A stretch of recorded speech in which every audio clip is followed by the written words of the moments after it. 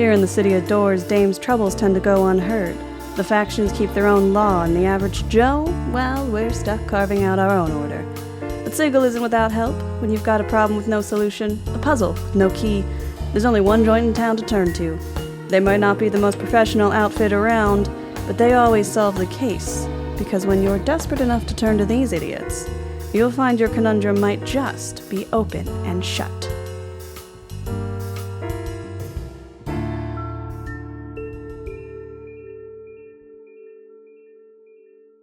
Hello and welcome to our little mystery-solving D&D campaign, folks. My name is Austin, and as always, I'm joined by my Coney catchers of the Cross Trade. Say hello, everyone. Hey! What does Coney mean? alliteration again. Don't worry about it. That's for the Cages to know and you to find out. Welcome to Campaign 2, Season 1, Episode 8. I did it without even having to think that time. Ooh. Of Rolling with Difficulty, the investigators of open shut cases. Before we get started on this next episode, Sophia has some fun stuff to share with us, as she always does. So, Sophia, take it away.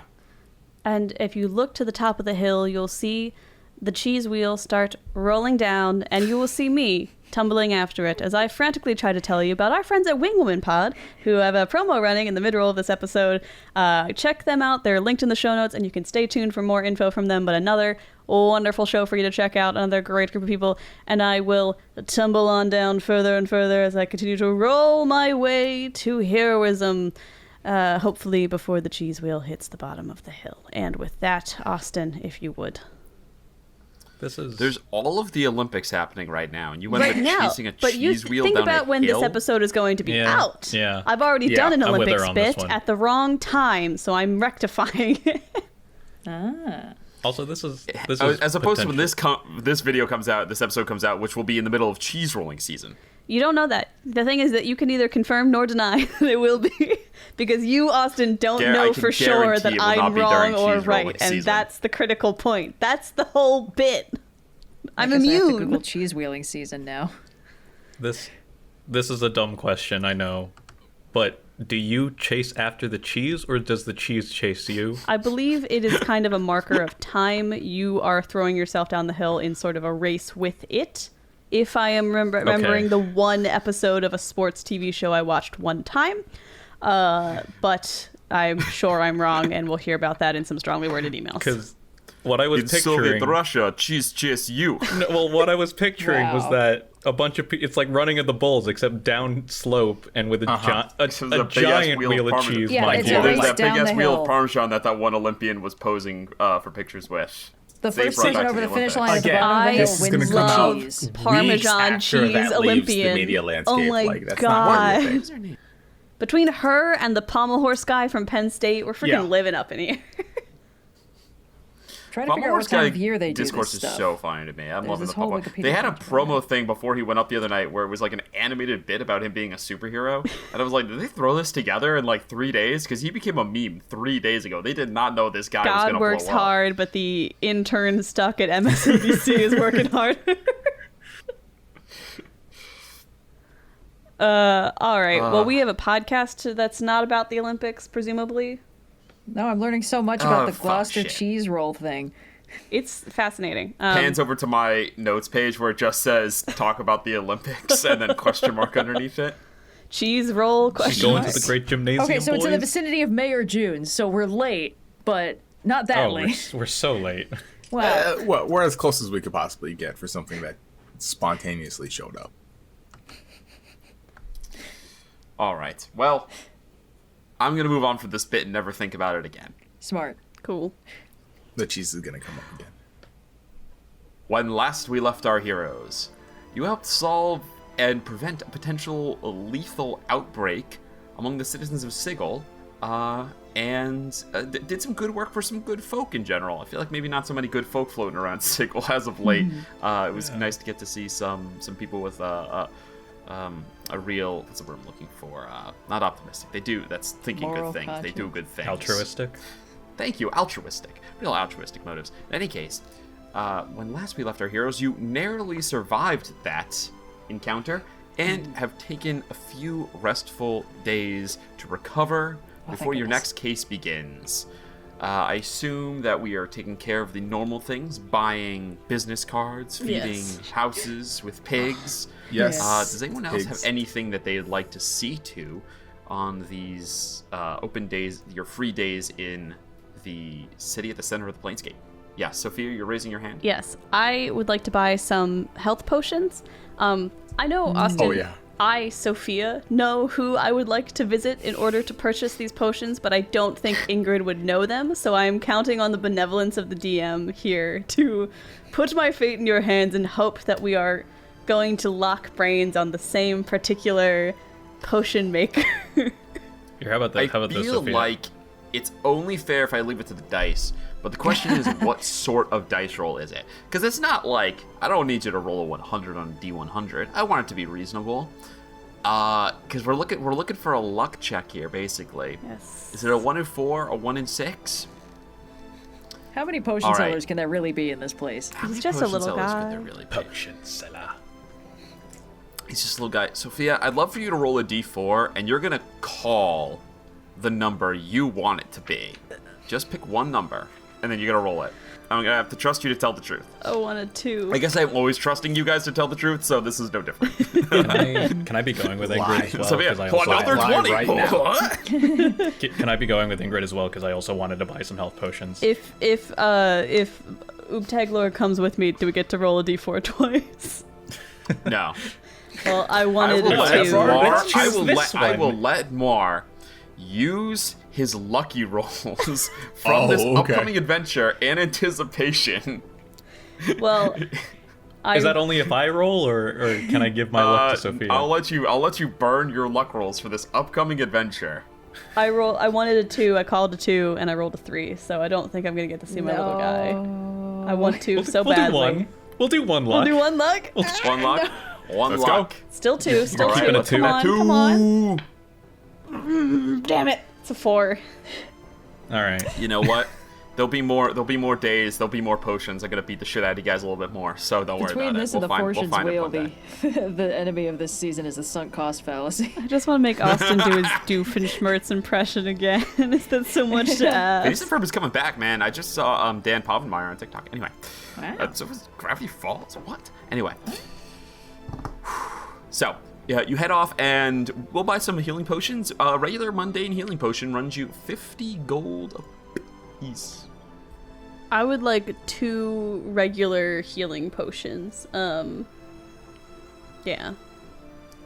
All right, 100 gold for the both of them. Yeah, I'll do the same. Oh, fantastic. Good to finally that get some in healing mind. potions in this This campaign. was my thought as well. The first thought was, I want to see Cyprius again. And the second thought was, well, we could buy healing potions. That's a thing I could buy from him. I'm totally motivated by the fact we barely survived that last encounter. Yeah, It that was was fine. pretty We awesome. were fine. All right. Where it's like, oh, we're D&D's not not the leveling up our DM game versus the this players. episode. Hogwash, I say. Does anyone else have anything they'd like to take care of? Could I possibly look for a spell scroll? What is the spell? Jump? Is that first level? Yes.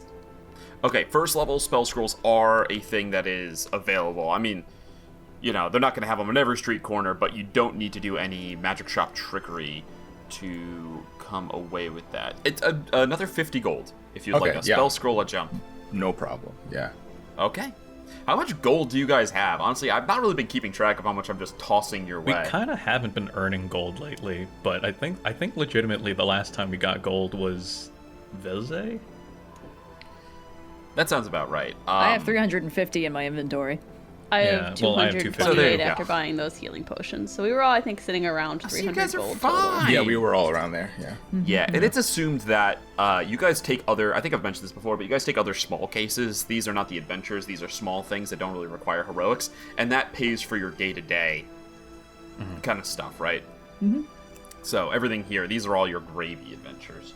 All right.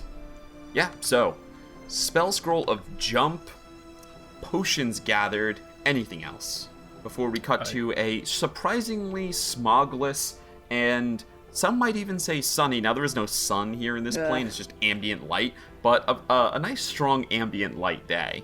DM, it's I'd just always like to sunny say- in Sigaldelphia, you know, baby. Hey, We gotta choose. You Is can't it spread London? Is Philly it New that- York? Is it Philly? We can't. The city they of can't brass all be is Philly. already really locked in as Philly, so this was a silly little gag. But we in the lore, in the rolling with difficulty lore. Yeah. I just like to say that as Oobtaglor is recovering from the, what's it called, the slod fly disease. Oh yeah. yeah. Yeah. They will absolutely demand to be pampered. Ingrid will hear the demands to be Oh. pampered and buy Meech more grapes. I ail. I think I could. Hush now, Oobtaglor, you're disturbing Meech. She's taking a nap. Shh. Bileyg probably hung out around the, I still can't remember the name of the only, like, good free hospital in Sigil, but probably hung around there a little bit more, you know, just using some lay on hands, helping out. The gatehouse. sorry. Yeah, that's very admirable of you. It's kind of rare to find a part of Sigil that Bileyg unironically likes. So he's just like, oh, this is great. It's this. Like, all I these nurses like are that a overworked, so lot. someone's got to run out and go and get snacks and bring them all back, and, you know, make sure everyone's taking care of themselves along with the patients. And It's this and the rag. I'm not and going to ask for a hat. roll for this. I'm just going to say, Red, go ahead and add. Oh my god, I've discovered I had typos galore with this name. So if you recall, I had originally said Aether. Aether's one of the other sects. That was wrong. And then I said, oh, it's Athlax. And then I made a lot of Aflac jokes. It's Alfax. Althax. Alfax. Apparently, I'm A-L-T-H-A-X? developing dyslexia in my old 27 years of age. So, yes, Althax. okay. Alfax. Alfax Darkfleece. Why don't you go ahead and add Alfax Darkfleece as a contact? Ooh. There's already been established that she kind of owes you guys a favor from the last one. She can do, she can solve decently hard problems for you, but go ahead and add her as a contact for yourself, and let's set it at a 2, more on the lines of you guys are acquaintances than, like, you know. Perfect. You know, she'll do. It's kind of tough because she's naturally a very giving NPC, right? So like that kind of lends her towards like a 3 as it is, but like let's you know, her By 2 will her go further than standards, most this is people. a 2. It's a Yeah. question of how much she trusts you versus how much like she'll do for you. Because like if you bring someone off the street and you're like, this person's sick, she'll just be like, oh yeah, sure, no Yeah. problem. But Perfect. anyway, all right. Yeah. I really appreciate. I really like that, Red. That's good, a little bit of Thank you. all right. Does anyone else have anything they'd like to see to? Quick question. What of Agni, the Red Dragonborn that I hired as security? Oh, yeah. Well, you said, if I recall correctly, you said you would call upon him in the future.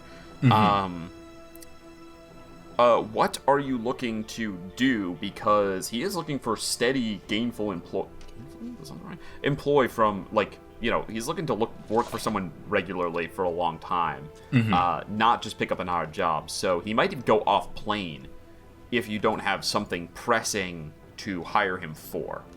I was hoping just to hire him as like late night security for the office. So like when there's nobody there, he's there to make sure someone's there to actually tell someone to come back in the morning and or make sure nobody breaks in and touches any of the important stuff that we may or may not pick up during any of our. That sounds regular to me. How much are you looking to pay this individual? A gold a day. I don't know if that's too much. A gold a day. Let's see, a gold a day. I think a gold a day is pretty reasonable. It's so hard. Like this fantasy Who knows? economy is Yeah. nothing. It doesn't mean anything. So yeah, let's go ahead and assume a gold a day. We're gonna come down to like 5 gold per adventure, basically. Okay. Yeah. So if According you want to to hire the- him for that amount, he is more than happy to take on the job for that amount. And we might have to come up with some retainer rules for him, because it sounds like you just hired, like, you just got a hireling, basically. Okay. And we're not going to do any sort of persuasion check or anything, because you guys saved his life. So on top of being kind of in a bad spot and trying to get employment, you guys are giving him a very cushy gig, and you've saved his life. So That sounds extremely reasonable to me. We'll look into getting you guys some sort of stat block for him in the future. But in the meantime, yeah, he'll start this week. Very cool. 1 GP All is right. a modest lifestyle according to the D&D Player's Handbook. Oh, that's not bad. Thank And it's a night you, job, Mark. too, so he can have other gigs going Yeah. on. Yeah. I don't know if you work a night job. I mean, Yeah. my dad has worked a night job and a day job kind of thing. But like, you know, if you can It's get by pretty with one, Yeah. you hope to not have to do the both. Anyway, this is a modest lifestyle, perfectly reasonable, especially in the city of Sigil. All right, anything else? Fantastic. So, speaking of contacts, I have a question. Remind me, Noir, have we met Tilly yet? I don't think we have. There's been mention of Tilly, but I don't think we've met Tilly, correct? No, we have not met Tilly. Ooh. Fantastic. So, Oobtaglor, you see entering the office, Tilly. What everyone else sees is a human woman, very, very straight hair, kind of like cut off, like kind of chin length kind of thing.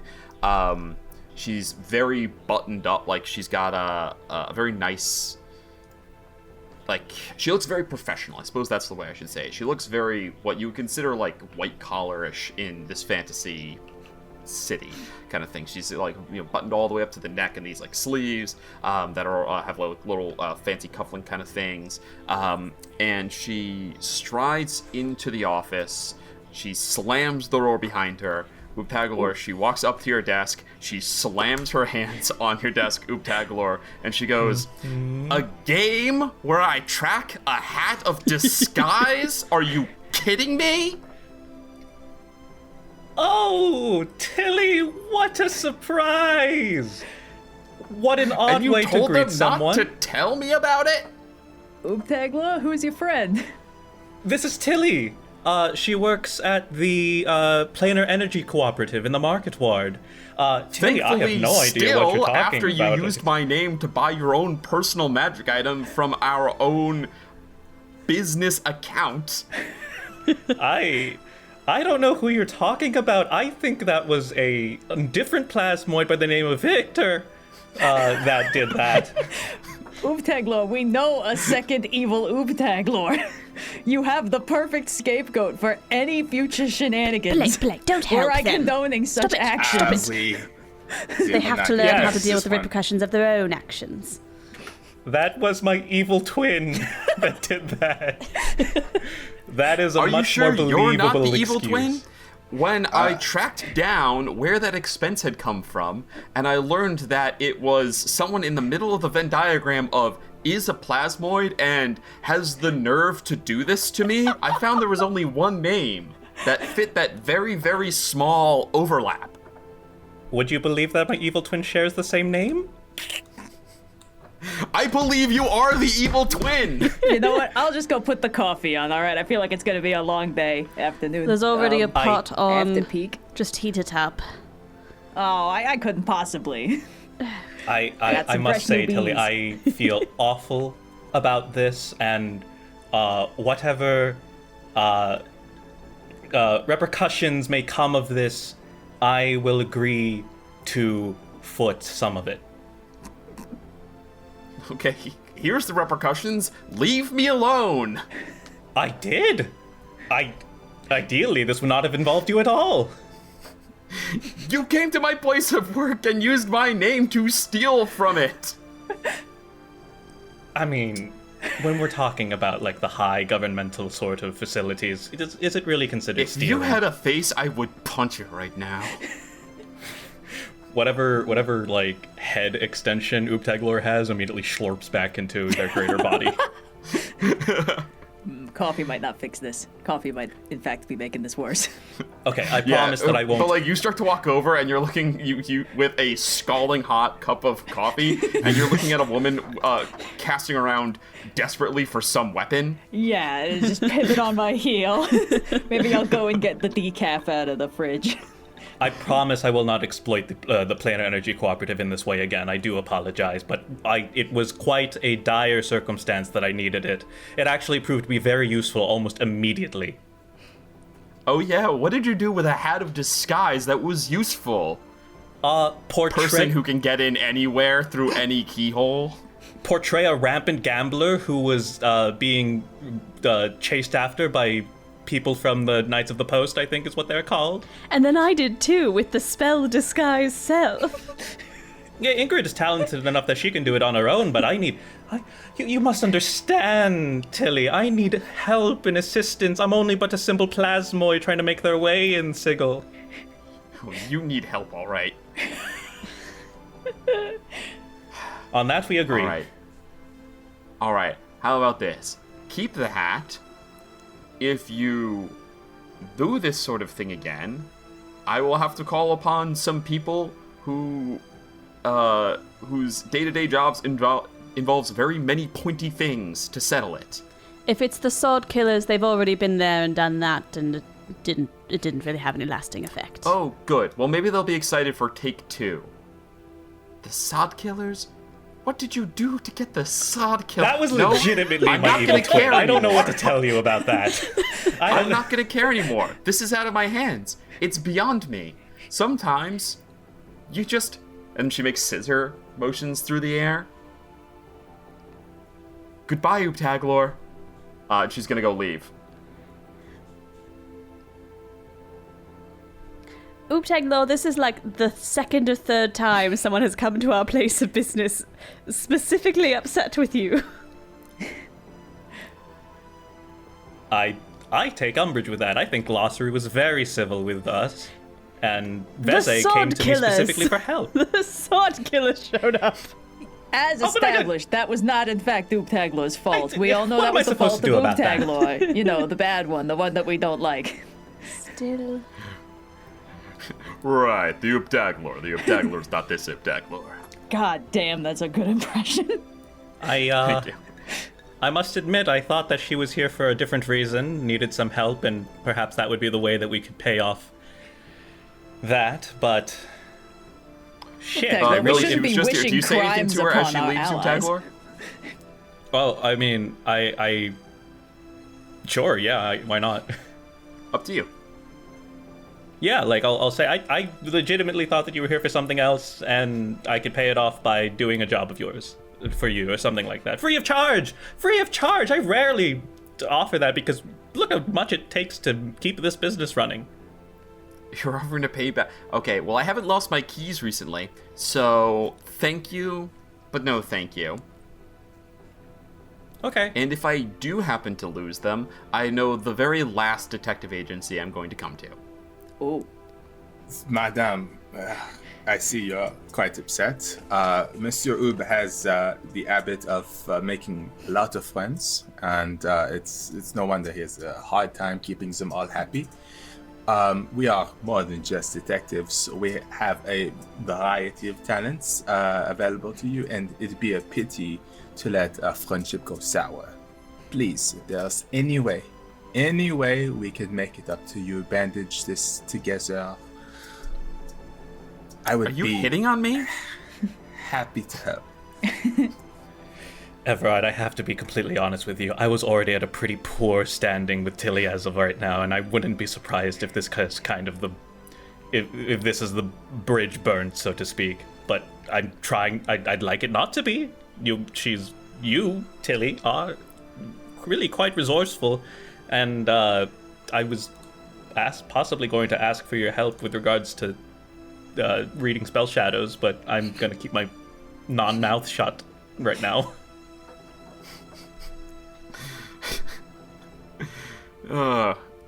She kind of shakes her head.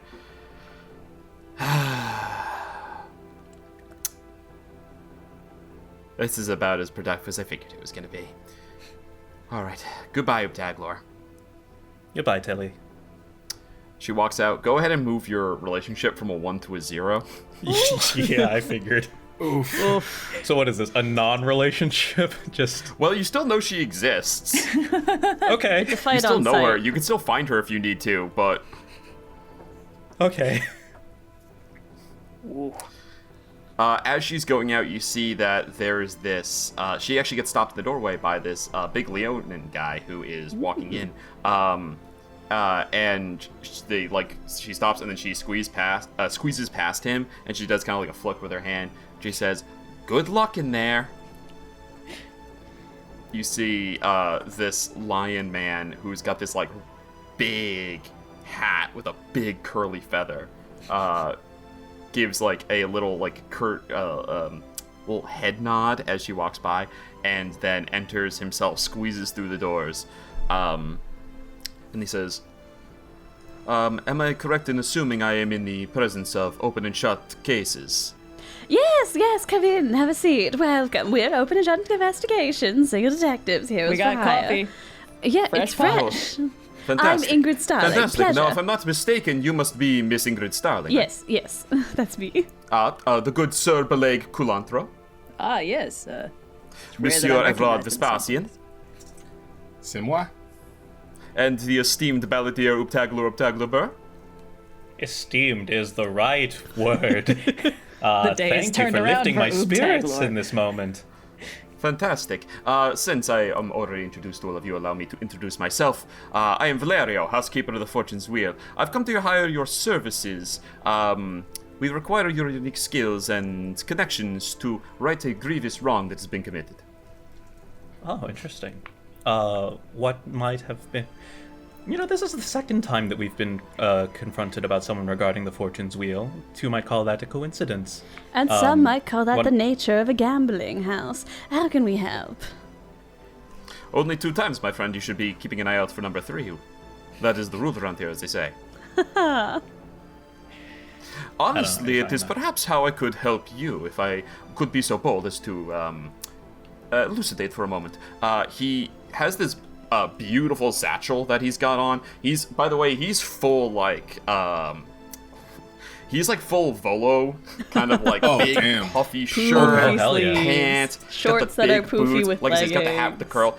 Yeah. It's giving like Shakespeare cranked up to 11 kind of situation. I mean, as soon as he walked in with a hat with a feather on, it's like, okay, Bard, moving on. Yeah. Yeah, exactly. He pulls around. He's got this red satchel. It's gilded. It's got gold on it. He opens up and he removes a stack of leather folders, and he puts them down on the table. He picks up the first one, which is kind of narrow. He opens it. He starts to leaf through a little bit. He says, "Bileyg Culantro, home plane, Mount Celestia, born and raised in Venya, but trained in Soket Hesi. Very impressive. I understand that you're looking for a portal back home to see your wife and daughter. That is quite sweet. Sad that you can't just return to the base, but I hear it is quite the difficult climb. Of course, never been myself." He places that down on the table. He picks up the next one, about the same size. He says, Oobtaglor, born in Sigil to Oobtaglor. Oh dear. I'm sorry about your loss. Frequent busker outside the Civic Fest Hall. Word around the cages, you are surprisingly good. But no prospects of higher performance as of yet. Hold on, I'm sure they are coming. It seems most of your relationships, professional and otherwise, are short-lived and acrimonious. He looks over his shoulder at Tilly, who's stalking away down the street. But Places never that folder useless. down. Picks up the third one, which is the biggest by far. He says, Ingrid Starling, born, well, let's just keep that between the two of us, shall we? Polite. But was a single 300 years ago. I dare say you may know more about this city than anyone but the Dabus. Until recently, you were a performer at many of the popular entertainment venues in Sigil. Not the wheel, of course, though perhaps we may hope one day. Then you dramatically give up that life and purchase an office space formerly owned by a Laurel Lockwood, following his mysterious disappearance, and have taken over the business yourself. If you allow me to say, it seems that playing detective seems to suit you very well. Thank you, sir. And finally, he picks up the last folder. Evrard Vespasian. Lapin, the White Rabbit. Your story is perhaps most interesting of all. Makes for good reading, I must say. Large family from Curlyfoot. Spent a good long time in the cross trade before turning to the side of law and joining open and shut cases a short time ago. And of course, there are the unique circumstances surrounding your death. Your trial before... we don't need to bore with all the details of that. I'm sure you're already aware. He closes the last folder. He says, now that it is clear that I'm able to do my research, I hope that this impresses upon you the importance of this case and the delicate nature of it, the unique challenge it provides, that I need to call upon someone such of your skills in order to solve this for me.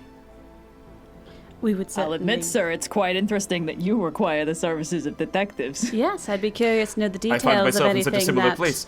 stumped someone who created such a thorough dossier on for relative nobodies. Well, I know how to ask questions, but I don't know how to read clues, as it were. That is not my skill set. So instead, it seems that I must inquire upon you and your unique connections as well. I think this will become clearer once I begin to explain, if you would like to hear the job. I suppose we I am should- all yes. Yes. We're not in the business of turning down work. Fantastic. Few places that still are operating are. Here's the dark of it. Something of great value has been stolen from the Fortune's Wheel, and the thieves, who we know to be the Knights of the Post, have gone into the wind. I want you to retrieve it for us. Find these Knights of the Post and take back what was taken from us. Preferably killing the perpetrators when you do to ensure that they do not bother us again, but I leave that to your discretion. I am not the micromanager.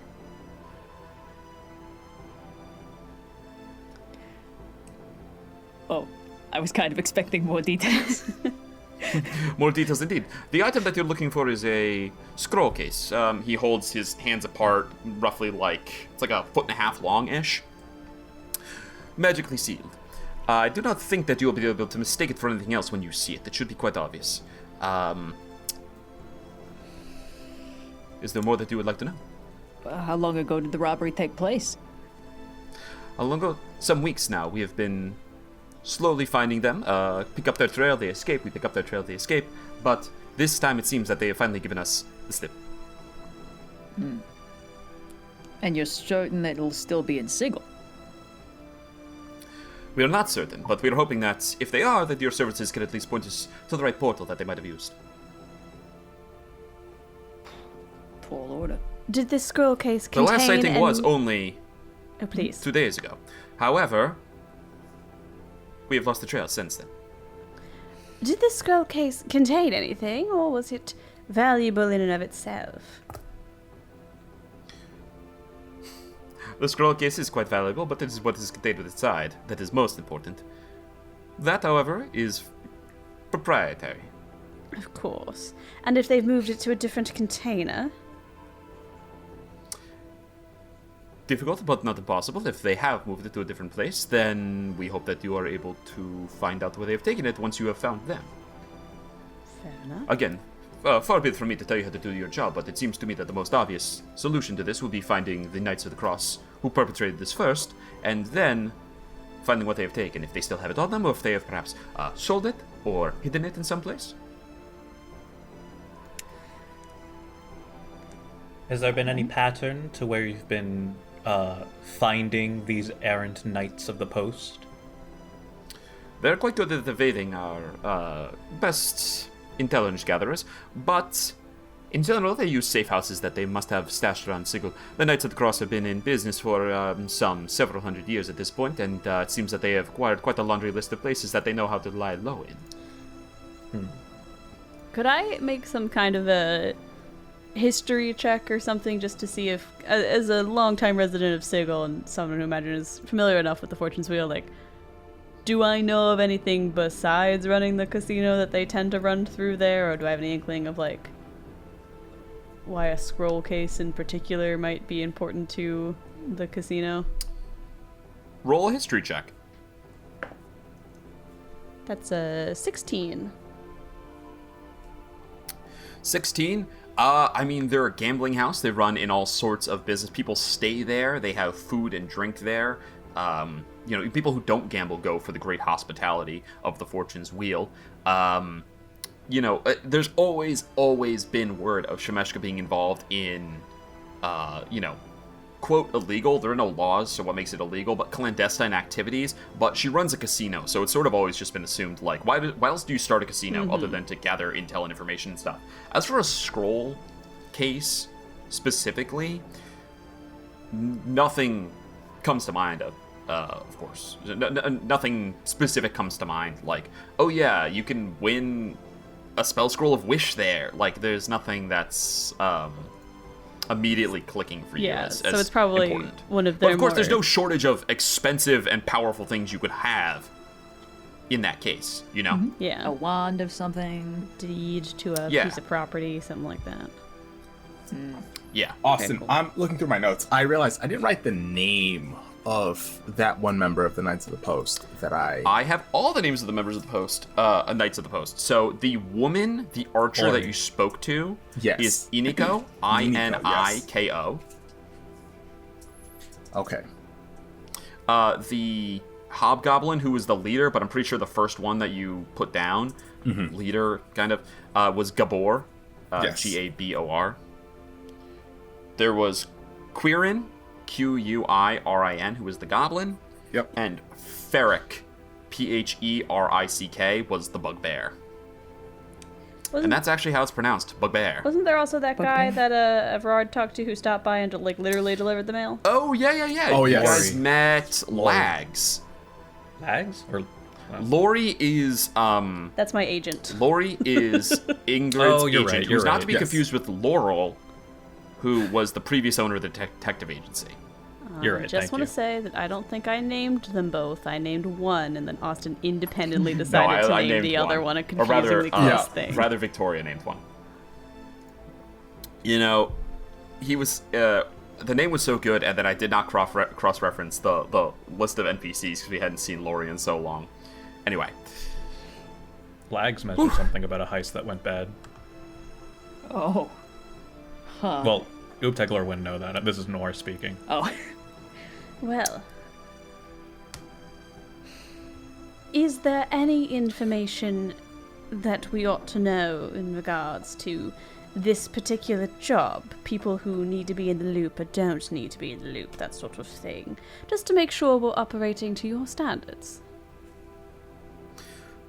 I prefer a more clandestine route, but I'm certain that you're going to have to ask questions in order to find information, so if you can keep the amount of details given out to those who do not need it to an absolute minimum, we would prefer that. As for everything else, I leave it to your discretion. When you are done, simply report it to me. You can find me at the Fortune's Wheel. I am certain that you know where you can find that. He produces one of the coins, what do they call them? Razors, I think, that you use for gambling there. But it has like his own kind of personal seal on. There's a V stamped into one side, and he hands it to you guys. He says, "If you simply give this to the bouncer at the door, then he will take you to me." It's a very classy way to do Very business well. card. Well, if no one has any other questions... Oh, sorry, Evrard. As for how you got all of this information on us, I am very interested in sort of the network that you use. Now, of course, there's been no talk of any sort of payment. Indeed, there hasn't. Perhaps we can work something out then on the information gathering purpose. Is there any information you would like me to find out for you? We could have that be I think, a more than fair deal worked out. The only information that I would need is personal, so I would like to let's wait till after we do such an amazing job as we always do, and we will talk. Very well. To be decided upon afterwards. Any other follow-up questions? And Ingrid will sort of look around to the other detectives. I got nothing. Do you got anything? Yeah, I think we just got to start hunting down some knights. Oobtaglor's a little. The last out time of we it. saw them, if you would like to know their last known location, as I said before we lost them, was in the ladies' ward. Are you familiar with the Plague Victims Monument? It's a well-known statue in the ladies' ward. Little gaudy for its purpose. They were last seen crossing to there. All right. Well, may as well start retracing some steps. Can you tell us Can you give us general descriptions of the Knights of the Post that you did capture before they were let go? Perhaps Austin misspoke. They never captured any, but they kept finding them and losing them again. Yeah, that's what I mean. Yeah.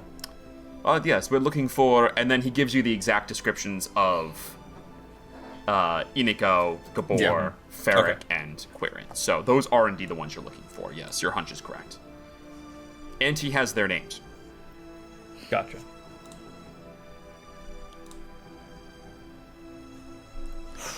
Okay. Well, I believe we have what we need to get started, and hopefully we'll be back in touch shortly. Very well. I hope to see you today, tomorrow, or sometime soon. Good day. A bientôt. And Evrard will hold the door open for him, wait for him to leave, close the door, wait 5 minutes. Why Mes aren't we amis. leaving yet? Bileyg makes more tea. Mes amis, I do not trust this man at all. He's certainly very well informed. Ah oui, we must be very careful with this case. A man with that much information, who knows what kind of trouble we might be getting ourselves into, okay? So just be careful, and let's do the job as we always do. Yes, I feel it would be prudent to at least begin as though we are investigating this scroll case, and if in the course of our investigations we reveal that everything is not as it seems, then we can change tactics. But at least to start, it sounds like some old friends have popped up. You know Owie. what's interesting to me about this? That it happened so soon after we ran into that lady with the coin problem at the same place. No. Well, yes, but no. It's that he didn't try to, coax us in with exorbitant wealth. It's not like the Fortune's Wheel has a lack of gold to be burning. The only discussion of payment was a favor for a favor. It just seems strange to me that, I sort of makes me question the purpose of this. I sort of interpreted the show of knowing all about us and things we might want as sort of the implication of they can do us a favor if we do them. Of course, I haven't been to the Fortune's Wheel in some time, so who knows? Maybe the place is completely run down. Or they can No. make our life more difficult than it needs to be. That as well. It was a very interesting approach, that's for certain. Makes me wonder what exactly they're fishing for with this. But Yes, it's an unusual case all around. Do we want... I was thinking we could. Oh, please.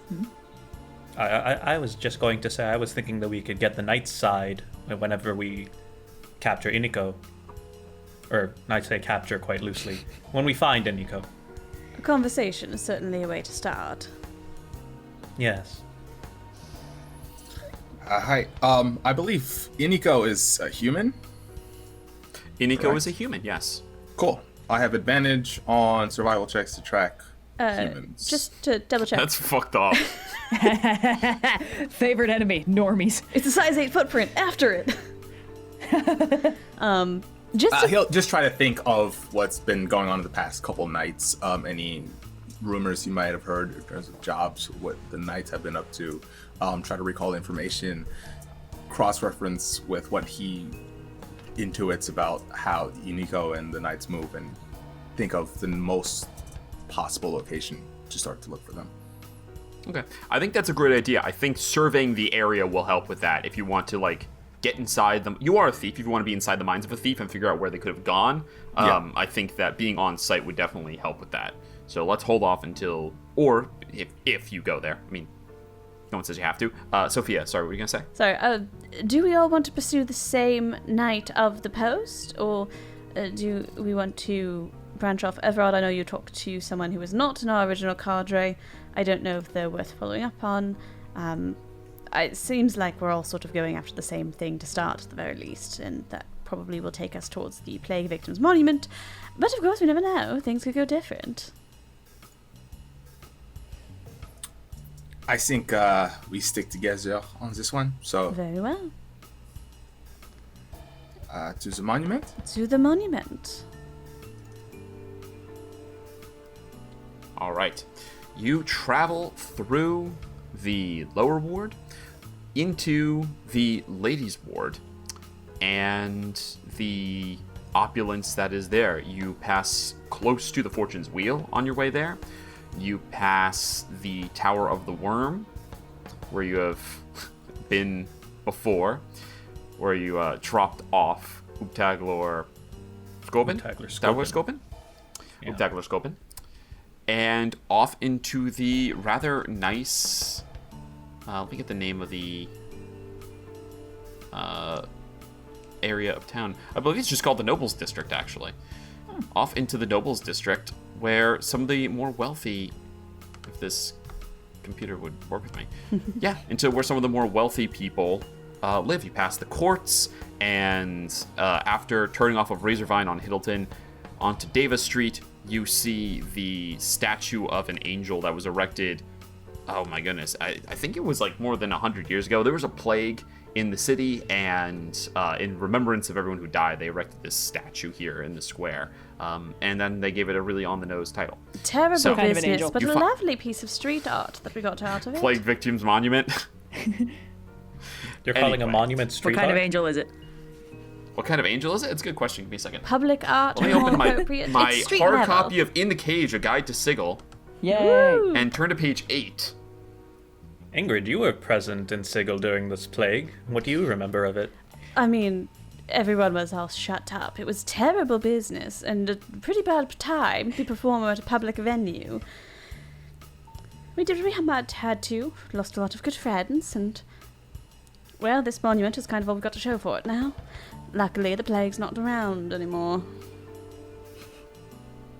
And you just prevented another one. Yes, Hey. we're doing our civic duty after all. Don't see us So getting a hard not to monument make a about Zoom it. joke. I know. I thought I'd be benevolent this time. No spark notes In here. these trying times. In these trying times. In these trying times. It's just Ingrid's Yeah, I face don't know on why a I came out right poster, now. and underneath it says, "In these I'll look it up later. trying times." Investigators have opened and shut cases. Now that you have arrived, what would you like to do? Like to immediately start investigating, looking for any sort of like thing on the monument or nearby where you like push a brick and then a secret door opens. I Love it. wanted to look for the no stag turners can't sign. Oh, smart. Okay. Very, very good. All right. So Sophia, roll an investigation check, and Noir, roll a perception or investigation check. Okay. It's gonna be a 27. 19 plus 8, baby. I did all my skills in one thing. Woo! 22. I love expertise. 22. Both above 20. Let's go. All right. Does anyone else have anything they'd like to do? I was simply going to roll a survival check to look for any traces, tracks of our 4 friends. Would you like some assistance, some inspiration, if you will? I feel fairly confident we can save your inspiration. Very for well. now. All right. All right. So, hold on. First, Sophia rolled a 27 to see if there are any National Treasure bricks in this statue. Thank you. We're gonna find Noir Ben rolled Franklin's a- pieces I in want there. Ben Franklin's special 3D glasses. Noir, what did you roll again? 22. 22. Fantastic. And then, Wally, why don't you go ahead and make that survival check? Yeah, that's a 26. 26. All right. And Bileyg, you sitting back, you're like, I don't Bileyg need to brought work the on this snacks. project. I think All Bileyg right. is loosely trying to determine if we are explicitly being followed or surveilled by anybody right now. that's a good Yeah, idea. make a perception check on that. Okay.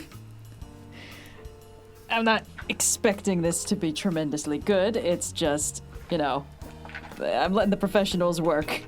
That's a 9. Okay. So, going down the line, we have a 27 investigation, a 22 perception, a 26 survival, and a 9 perception. You asked me to roll that specifically so you could do that juxtaposition, didn't you? I just like to show off the competency of my players, and their characters. For whatever reason, I can't find it in the book it claims that it's in. So we're going to do a quick Google, Sophia, to get you an accurate. I would love if, completely Sigil. unrelated to the case, we just did find, like, Benjamin Franklin's 3D glasses in here. Just a completely unrelated, silly little thing. I do like to think that Ingrid wears, like, reading glasses, but she's very careful to never have them, like, visible to anyone else. Like, she really goes out of her way to stow them in her little clutch anytime someone enters the room. That's why she stays late all the time at the office, is she's doing all the documents, but she's like, I don't want anyone to be there when I'm reading these documents. I gotta break out the Somebody Bible. shows you a them. page. You do that thing where it's like, I need to hold this paper at arm's length. You're hiding it squinting. from us too? Oh, yeah. Oh, yeah. Well, the light's better up here. But the glasses she does have are these huge cat eye, like, big, chunky chain. Yes. Hell yeah. chain on With the the glasses. chain and the Yeah. librarian glasses. Yep.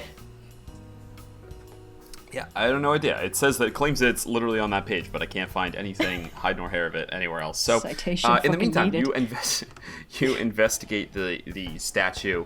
I will let you know, Sophia, if there are important things to know about this statue that could be useful for you going forward. But I'm going to say that investigating the statue is not pertinent to this case. You do not find any clues that are going to help with this case. But I'm going to do a deeper dive when we're off the recording and see if I can't figure out... Because it's a fucking statue in Sigil. It does something. About half of them are portals to somewhere. So it's got to do something. Right. And I'll let you know what that is. Well, that turned All up right. nothing. As- Everyone else?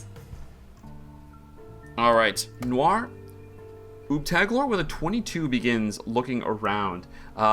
Is this just a stroll up and down the streets, taking a glance, or are you looking for anything in specific? Or sorry, I know you're looking for something in specific. Or is there any like particular method you're using to search, just to paint the picture? I guess I'm looking at like eye height and below, just kind of like places where people would usually subtly put graffiti. I guess I'm focusing on either corners of walls or like by door frames and stuff like that, if that makes sense. Yeah, fantastic. On a 22, it almost evades you, and then underneath you see on a door that has a like brass door knocker with a horse's head. You see carved underneath the brass plate that's fitted to the front of the door that I believe it's XXO. I think so, yeah. The Yeah. no stag turners.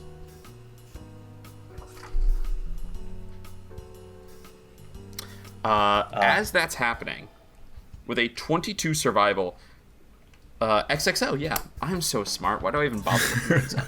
Anyway, as that happens, Evrard, you are searching around, and there's a lot of signs of people walking through here, right? It's hard to tell high from hair. How do you track? Are you just like looking for prints in the ground? Are you trying to get like vantage points? How are you doing this? More of obviously like this is a busy intersection, so most of the tracks lead off to anything that seems like out of place in terms of the tracks, as if maybe they're for one set of track that seems to be accompanying the three others that she typically hangs out with, or one set of tracks that seems to meander or stay in this place for much longer than it's an intersection. There's no reason to be here.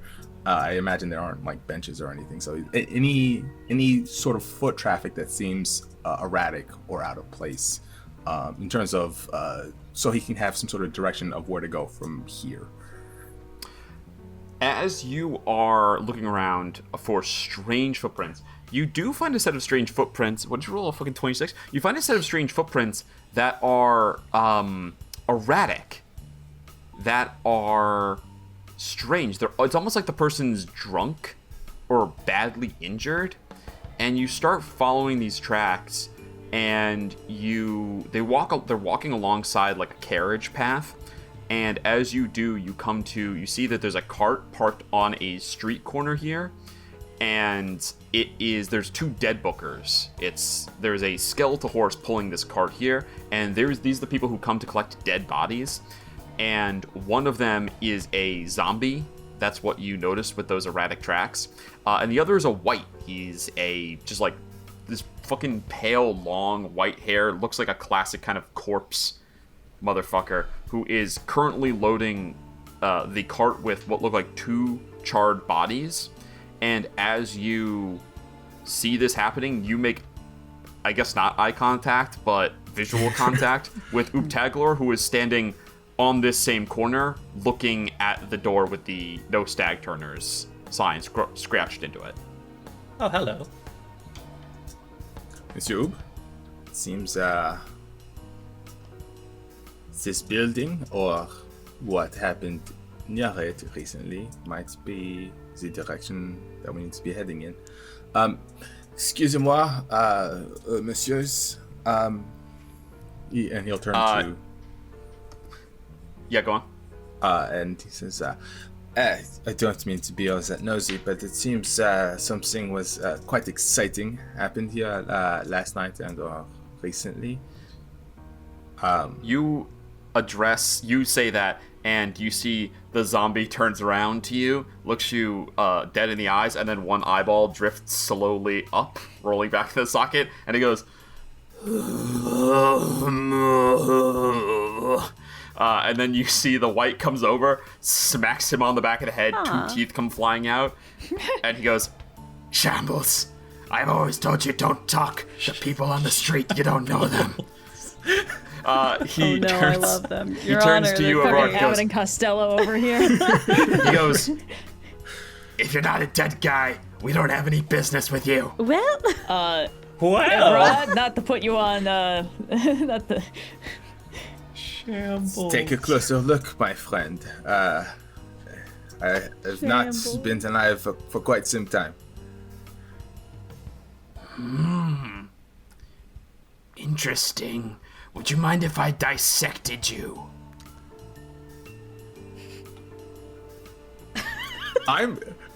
Evrard would of course say no. Wally though. Wally's like, I gotta push that red button. Is there a way? It won't kill me, right? If I... You can die, yeah. And if you die, your mortal soul stops existing.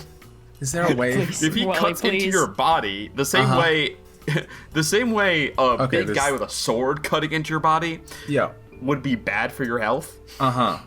This dude cutting into your body could potentially be There's bad no for your mechanical health. way for me to bounce back from this dissection. Arguably, you could argue that the white is also interested in you living, quotation marks, because then if you die, you'd just be dissecting a dead body, which has been done a million times. Right. I'm a pretty good surgeon. We could keep most of the vitals intact.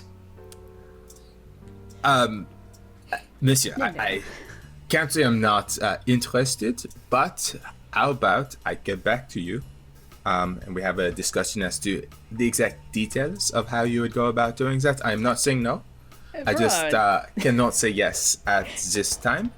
However, we are looking into a very interesting case, and perhaps your insight as to what might have happened here in the past couple of days could help us along. Maybe something for the ferryman, and I will throw him a gold coin.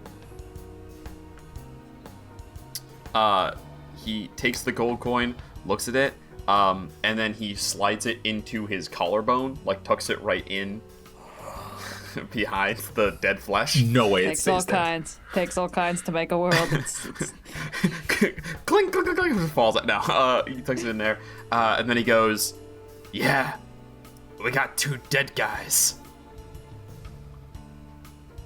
Well, 5 You wanna is see really 'em? if you count. Wait, aren't the bodies already? You said they were jarred, right? Is there? I Yeah, guess. he undoes the latch on the back of the cart and flaps it down, and you see just 2 charred people in the back of the cart. what size are they? That's a great question. One of them is smaller than your average humanoid, and one of them is bigger than your average humanoid. Like a goblin and a hobgoblin might be? Hobgoblins are average. Goblin Bugbear. definitely but smaller. they have 10-foot reach. Bugbear's Goblin bigger. and a Like Bugbear's a got goblin and a the bugbear. arms. Bugbears might Bugbears my are, bad. are typically taller. Yeah. Bugbears don't have collarbones. They're very. They What? they're very sneaky. They fit into very small spaces. So What? they're like cats in that they You have. should just say bugbears don't have collarbones. You should make Yeah. that. Did you just make Yes. that fucking canon, you piece of Yep. shit? Bugbears are like snakes. It's just a spine and then ribs, and the rest is rubbery noodle. Yep. Bad. I love it. Is there anything we can identify from these charred bodies? What would you like to look for? Go ahead and make a roll and tell me what you're trying to find out. Well, we know what the Knights of the Post uniform generally looks like, so I guess I'm trying to like figure out if that's what was on these bodies. That's really the only thing I can think of. I don't know if you have anything better, Evrard. No, if not, there's always whatever's behind this door. So Yeah. Yeah, they got them from inside the house. Oh. Go ahead and make an investigation check then, Oobs. Oops, baby. I swear to God, that's another 19. 22. Ooh, nice. Let's go. Okay, so you start looking on a 22 investigation. Give me 1 second. Sometimes we gotta consult stat blocks, folks. On a good old 22, you start looking over and you're like, yep, yep, that's a goblin and a bugbear, all right. Like, they're burned, but not beyond complete recognition. And they definitely are wearing dark leather, or, you know, what's left is dark leathers and things like that. You recognize the implements that these characters were carrying from the last time you encountered them. I will say on a 22, beyond the burns, you also notice on both of them there is a piece of like rot on both of them, as if part of the body is much older than the rest, but isn't. Like, these guys clearly haven't been dead for that long. The rest of them is not decomposing, but there's like a spot on both of them, like one on a shoulder, one on a like torso, where they are just like, it's kind of like desiccated. Is the spot about the size and shape of a hand? Yeah. I'd That's say a it's cold roughly, it's like roughly hand-shaped in Cool. size, yeah.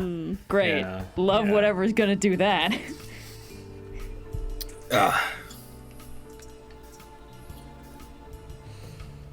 Okay. What are the odds that these are 2 of the 4 people we're looking for? I'd say probably pretty I'd good. say, yeah. Given how we Do you want a piece of them? It comes off real easy, watch. Oh god, he's doing it, isn't he? He'll just go to break a finger off. You know what?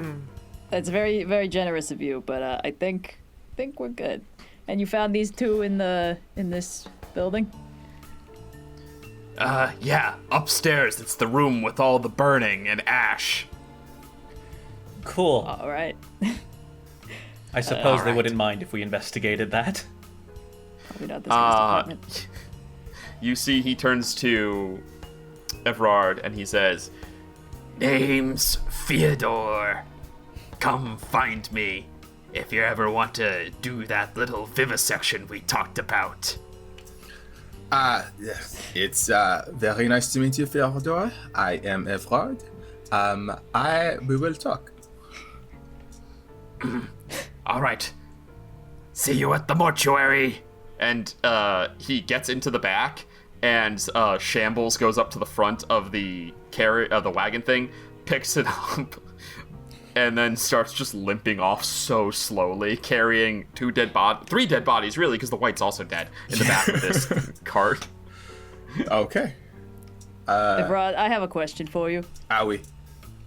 What in heaven's name are you trying to find out by getting yourself cut open by that joker? I have to be polite. They offered. I can't say no. You know, they seem so excited. I didn't want to let them down. You can say no. Look, no. Believe me, Evrard, I understand the impulse, but I don't think this is something you should You commit understand to. the I impulse? didn't say I do. yes. Look, it's very hard to let people down, all right? My I did first not day say in yes. Sigil, oh. I politely let them know. Maybe some other time. It's a no. It's essentially a no. It's a All nicer right. way. I'm just saying, if you're in need of any sort of medical attention, you just let me know, okay? Like, no need to resort to drastic measures. But of course, mes amis, I will always come to you first, Bileyg. In the meantime, it seems, and he'll look up towards the building, this is our next step. Well, Oobtaglor I rifles. can't resist a good crime scene. Oobtaglor holds up the knocker expectantly, just like, yeah, do I do it? Let it rip, Oopsie. As you knock, the door just gently swings open. They did not lock it behind them or anything. That's Well. not the most surprising thing that's happened today. All right, well, onwards. Onwards and inwards. Shambles is bad at their job. What? It's Shambles and who? Theodore. Fyodor. Shambles the zombie Fyodor. Theodore the Wraith. Fyodor with an F? Fyodor. Hell yeah, that's the best way to spell it. Fyodor. Yes. What's the third chipmunk? We got Simon, Theodore. Alvin. Theodore. Simon. Alvin, Simon, and Theodore. Alvin, I forgot the big name. Okay, so if they Yeah. ever added like a third zombie Alvin, to the Shambles, group, and Fyodor. Yeah. Shambles and Theodore, and I don't know, you can elfify most names by putting in apostrophes. Elfin. You forgot Alvin. Alvin. Hey, you guys ever seen that movie? Oh, what's it called? And the Chipmunks. You know? Yeah. You ever seen And the And Chipmunks stands with the for wolf and. man? Yeah. Look, I've never watched a Chipmunks movie. You're lucky I remember that Simon and Theodore were the names of two of them. You ever seen any of the cartoon ones where they meet the monsters? Those are classics when I was a kid. I feel like they were always playing those. They on were, something. but I did not watch normal people The television. overwhelming time pressure. Sorry, I'm arguing I with know where God. to be. Anyway, all right. So you guys head up the stairs, and it's pretty obvious when you get inside that all these rooms are abandoned, but the one you're looking for is the attic, and it's obvious by the copious amount of burn and scorch marks that are in that room. Do the scorch marks seem to be emanating from a particular, like, point, or are they kind of spread about? That's a great question. Why don't we go ahead and start investigating? Anyone who would like... You're investigating scorch marks, Sophia? Sure. Go ahead, roll. Is there anything else anyone else would like to look into? Could I justify attempting to recreate the motions of the three people who were presumably in this room via an insight check? I would love for you to roll me an insight check. Okay. I'd love for you to roll me an insight check. I don't know if it'll directly apply to the motions, but I think that there's definitely a psychological read we could do here. Yeah, just some kind of like anyone what else was up, looking into anything? Because my guess is that these guys were hiding out here and something came to get them. Right. So I kind of want to, like, when I'm at the entrance, like, retrace the steps. Where were they sitting? What happened? Who got hit first? Ugh. But an 8 isn't going to do it, Yeah, so... I got 16 on that investigation. Okay, 16 investigation. Red rolling up with an 8 insight. Anyone else got anything? I have not rolled above like a to do? 6 today. I'm just going to keep my eye out on the street if possible, just to make sure nobody else is looking or... Oh, that watching reminds us. me.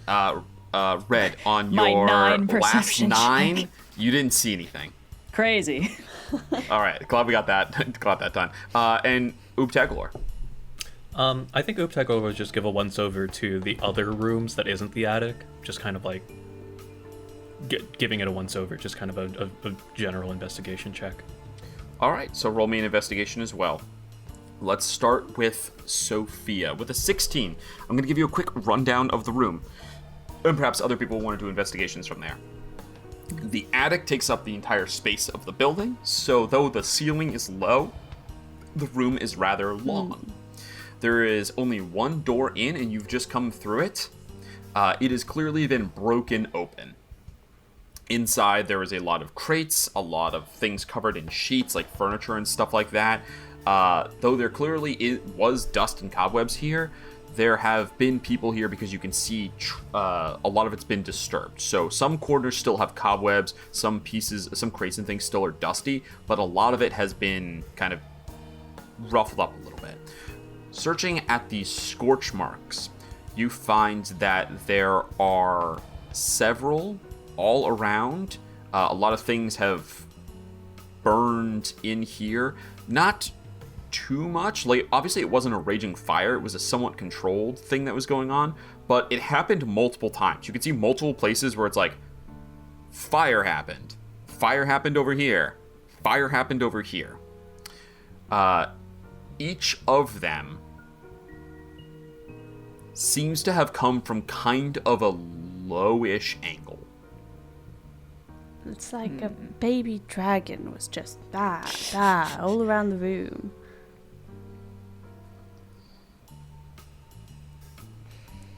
All right. Oobtaglor, you go and search the other rooms in the place, and they are all similar to this one, but the dust has not been disturbed. And they're not scorched either. They're not scorched either. Okay, alright. Okay. Should we crack open any of these crates and see if they've got anything kicking around? I just have a question. Is there any sign of, like, were they hiding out here, or is there, like, food, or, like food stores, water? Yeah, so you do find that there are leftover scraps hiding around here that little cranium rats flee from as you come around corners and look. They definitely were up here for a short time at least, eating and living. Yeah, and on an insight, trying to recreate the fight, it's only an 8, but you're seeing a lot of one kind of thing happened here. It seems like this was maybe a little one-sided, at least. Yeah. I guess if I stand almost at the entrance of the room, does it look like all of the blasts could have come from here? That's where most of them come from. Okay, so person walks in, short person, not to assume, just starts blasting. And the one or two that don't look like they came from this angle, can we, like, extrapolate? Is it like a directional scorch? Yeah. It is like... how to describe it? The ones that... there were multiple from early in the room, and then some of, like, from right by the door, and then there were a couple further in, as if whatever the source was moved into the room, right? And they're all still from that lower angle. And they're not small. You can see a couple places where clearly the person was caught because there's the silhouette-ish in the burn of where the person was. What's this about a baby dragon? It's just, if it was low to the ground and it started going with its fire breath, that would kind of be the effect that we've got going on. Oh, it's a child. I don't know that it, has everything figured out. Dragon. I'm not saying it's what happened. It just feels like it's, that's the sort of dramatic imagery that I would conjure up. One question, just you said it and I can't remember. Of the two bodies, one of them had the presumed handprint on, like, the abdomen, and the other one had it on the shoulder. Was the shoulder grab on the shorter one? Yes, yep. Shoulder grab on the shorter one. Abdominal grab on, or punch, whatever it might have been, like, on the tall one. I would assume... I assume that the assailant is a small humanoid of some variety. Although I do like the baby dragon idea. I think that would be very festive. Yes, I think small humanoid casting fireball vigorously certainly seems like the most likely suspect. Not as big as a fireball, notably. No. Firebolt vigorously. Like some sort Firebolt, of directional, wouldn't have left all these scorch marks. Sure. Burning hand nature check? vigorously. Can I roll some sort of nature check to figure out, like, what kind of creature could have possibly done something like this? Okay. Go for it. I only have +3 to this, but we'll see. That's absolutely a 13 sort of plus nature 3, check. 16. Give me 1 second. 16.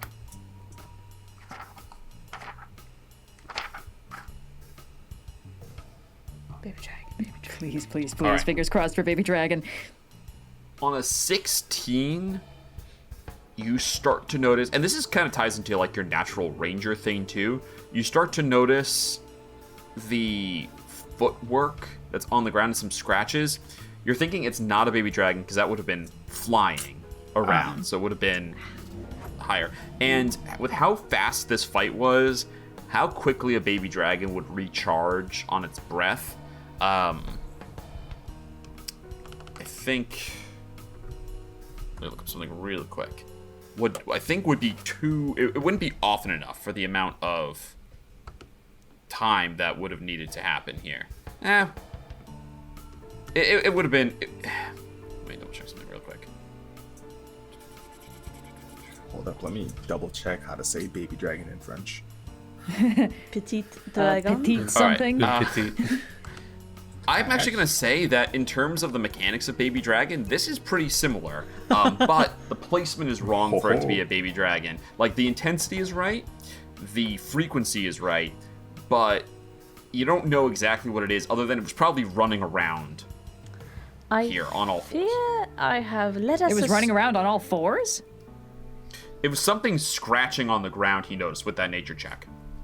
I fear I've led us astray by putting the imagery of an incredibly charming infant worm in everyone's brains. Yeah, you guys, the bad guy this episode is just Figment. Could I crack open a crate or two and just see if it's like standard kind of supplies or if there's anything particular going in? I hand over the crowbar that Thank comes you. with my equipment. And I'll take my strength score of criminal. 7 and apply all of it to opening a crate. Oh, I was you know going what, to Ingrid, not how about even I do bother that? asking because this is a rather undramatic roll to break open a crate, especially when you have a crowbar. But I actually have to know. So go ahead. I believe the crowbar gives you advantage on this. Go ahead and make a strength Correct. check at advantage. This is -2. It was a 3 and a 17, so a Okay. 14 total. Oh no. Okay, 15 14 total. still. You know, there was a moment where you think she might break something, but then it's the crate that breaks. My hip. And The crate's hip. and you find that these crates mostly just have food rations stashed in them. So it seems like whoever was here was holed up for some time. Does it look like people food or does it look like baby dragon food? Oh my Looks like god. people food. Okay. So After she got really a raged, dog with a she's bone on this speaking one. things into existence now. Well, if it's any other kind of creature. Maybe like... Something that was running on all fours, but could stand up to grab the shoulder. Maybe like those salamander people? Actually, Purple? obvious question. Ooh. Does it seem like there's one assailant or two? What kind of check would you like to make? It sounds like investigation to me, but is there some other way we justify that? Unless I can use persuasion on the DM, probably not. Don't you always try? Yeah, I do. Bileyg, take okay. special Bonus even care more. to pay attention to the scorch marks over there, and I think there's some footprints. But I'd like to give them the help action on the perception Sure. check. Give Bileyg the help action. Oh, shucks. Okay, I'll roll an investigation. Okay, let's see what we got. At advantage. That's 2 14s, so 14. Could be Okay, worse. we'll take it. 14. You start looking around investigation, and a combination of knowing what Evrard has said about this being some sort of thing running around, and the amount of fight that happened here, you're looking at... There were 4 people in here. You're pretty sure, by the amount of food that's been eaten, by the amount of, like, furniture that's been used, and by the amount of burn marks, there are 3 distinct someone got burned spots in this room. 2 of them are dead. You've seen outside. As you are looking around, judging by the amount of fight that had to go on, you're thinking this was 2 assailants coming in. Just the amount of fight that would have had to happen, keeping people from fleeing, and just keeping someone from getting overpowered. Unless it was someone incredibly powerful. You're thinking there's Right. probably 2 assailants on the 4 people, and Okay. 2 of them are not here. 2 of them are not here. Okay, so 2 assailants attacked the 4 Knights of the Post that we're looking for. 2 of them were killed. 2 of them presumably got away. But of the 4, only 3 of them seem to have been burned. You see only 3 burn marks, yes. Okay, I mean, what's the more burn rundown marks, but only again? 3 of the distinct people shaped apart. Yeah? Okay, yeah. So we had a goblin and a bugbear And those two are Hobgoblin and human. Hobgoblin. Sorry. Hobgoblin. Oh wait, so Bugbear, Okay, so the goblin, hobgoblin and human are still hobgoblin, human. do we Yes. know anything about the hobgoblin and the human? Because those two are the ones that are still alive. The human is Iniko. Iniko fought with arrows. Yes. Okay. Yes. The other And guy, Gabor, Hobgoblin. was the guy who was like, he could turn to Yes. like smoke and stuff like that. Okay, so of the ones least likely to be damaged in a fight, guy who It's turns those- into smoke. Yeah. Okay, so we'd be looking for one burned human, and one probably comparatively unscathed hobgoblin. Or vice versa. Isaac, and this seems to have happened within the past day, right? So it's going to be okay. Do we? Two things we need to look for: how they fled, and in what direction, and if anything was taken from this room, right? They were holed up here for a reason. Maybe they have the scroll and they got away with it, or is there evidence that the scroll was here? I guess that's the thing. Actually, bouncing off that to sort of augment Yeah. the question, does it look like the attackers searched this place after the fight, or does it look like they just left? Ooh, good question. Feels like another investigation check on that one. I There mean, sure, were it's just like, undisturbed were there crates that were already piled over? I know, there? yeah, I would say a lot of the room was undisturbed. You see no evidence specifically that they searched, but at the same time, you know that lines up with what you found, right? Nothing says that's unlikely. Okay, which makes me think that they had the scroll on them and they had it with them when they got away, and the people who attacked them knew that and didn't bother to search. If I could, That's my assumption. I have a little bit of a Hail Mary, while we're here in the contained space. Now I like to take Meech out from the little side satchel that he gets to Hey. ride around in. Now, I've been feeding Meech many grapes for much time, and my understanding is that Meech can find magical objects. So if I told Meech to find anything magical in the room, could he do a little look-see and see if there's anything about? And if not, great. And if there is, well, then we found something. What's Meech's radius of effect? What's Meech's radius of effect is a great question. I believe I mentioned it last time, but I can go ahead and look it up here. Just take me one Yeah. the second. whole city. You can tap into all the crates. I think it's Yeah. like 30 Meech feet. is You're actually gonna have the to lady remove in anything disguise. magical out of the room. Oh, But- yeah, I can step outside. All I four can of also us step have to outside. stand in the doorway, leave Meech in the center of the room, and let him do his thing. 30 feet. 30 feet. 30 feet. But yeah, you can let Meech go and then be like, search. Okay. If everyone could humor me, Meech, you're going to do amazing, sweetie. Looking around, search, and we'll all step out with our magical items into the doorway.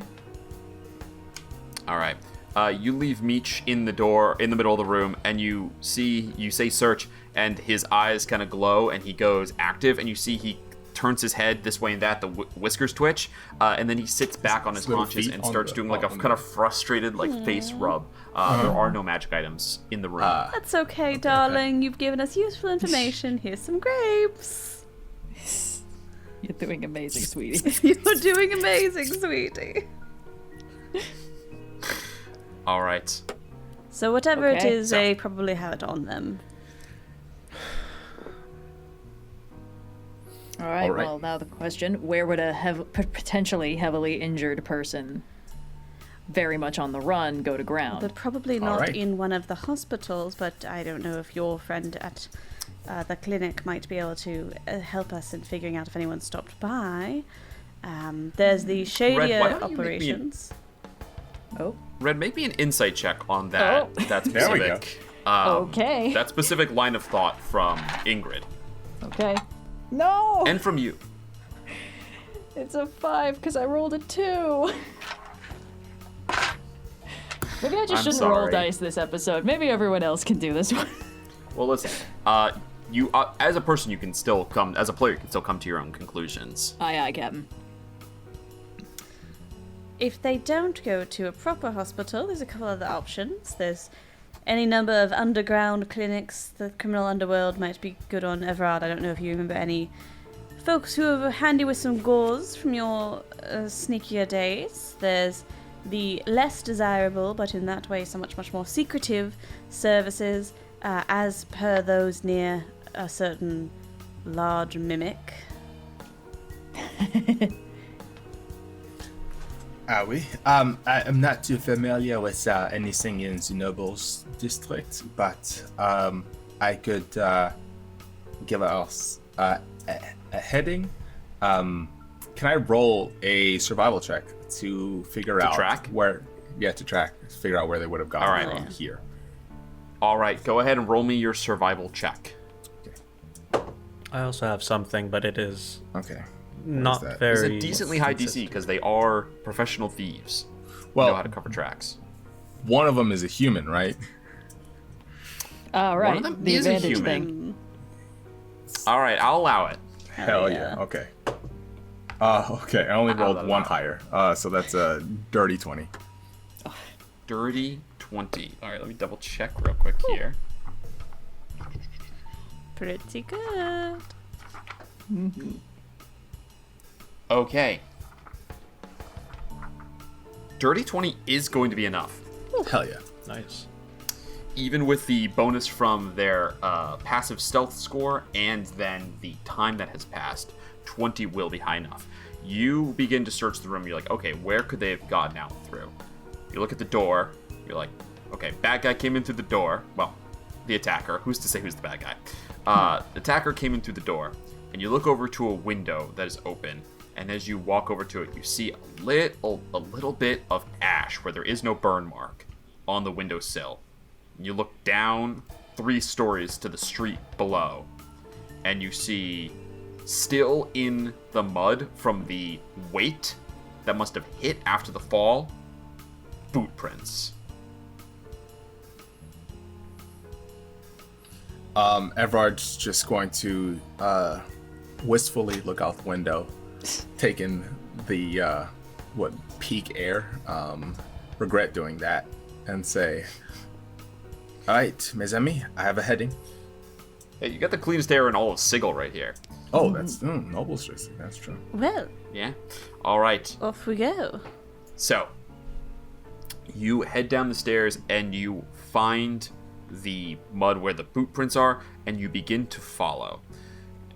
Normally, a professional thief like this, there's no reason you should have been able to follow. And you remember, you're looking at boot prints and you're like, okay, this is probably Gabor. They're a little big for a human woman. Mm-hmm. They're a little on the big side. And you remember he can turn into smoke.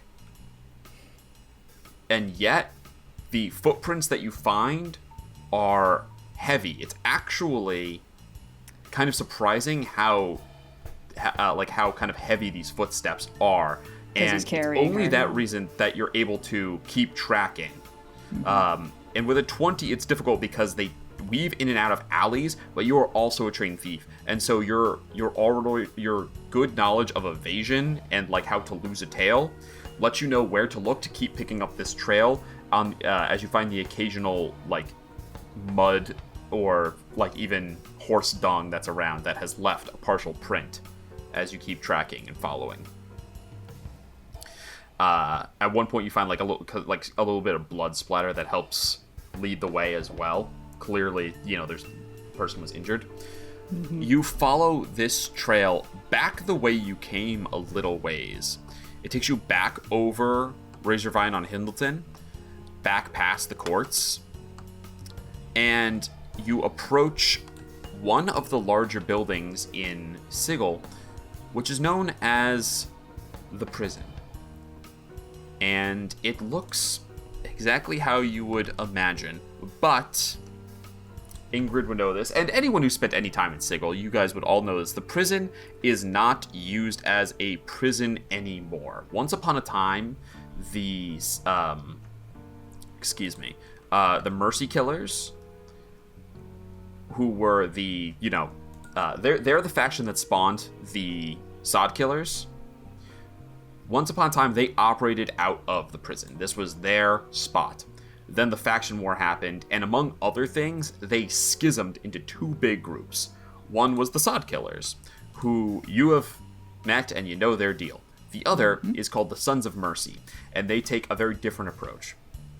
The prison is still in use to hold dangerous individuals, but it's a place for rehabilitation, and it's not honestly that full, because the same way that the gatehouse is a place for benevolent people to go do good work for no gain and thus is very empty, the prison operates the same way. But in the big fall of the faction war, the Sons of Mercy kept this base, and the Sod Killers were ousted to the Tower of the Worm.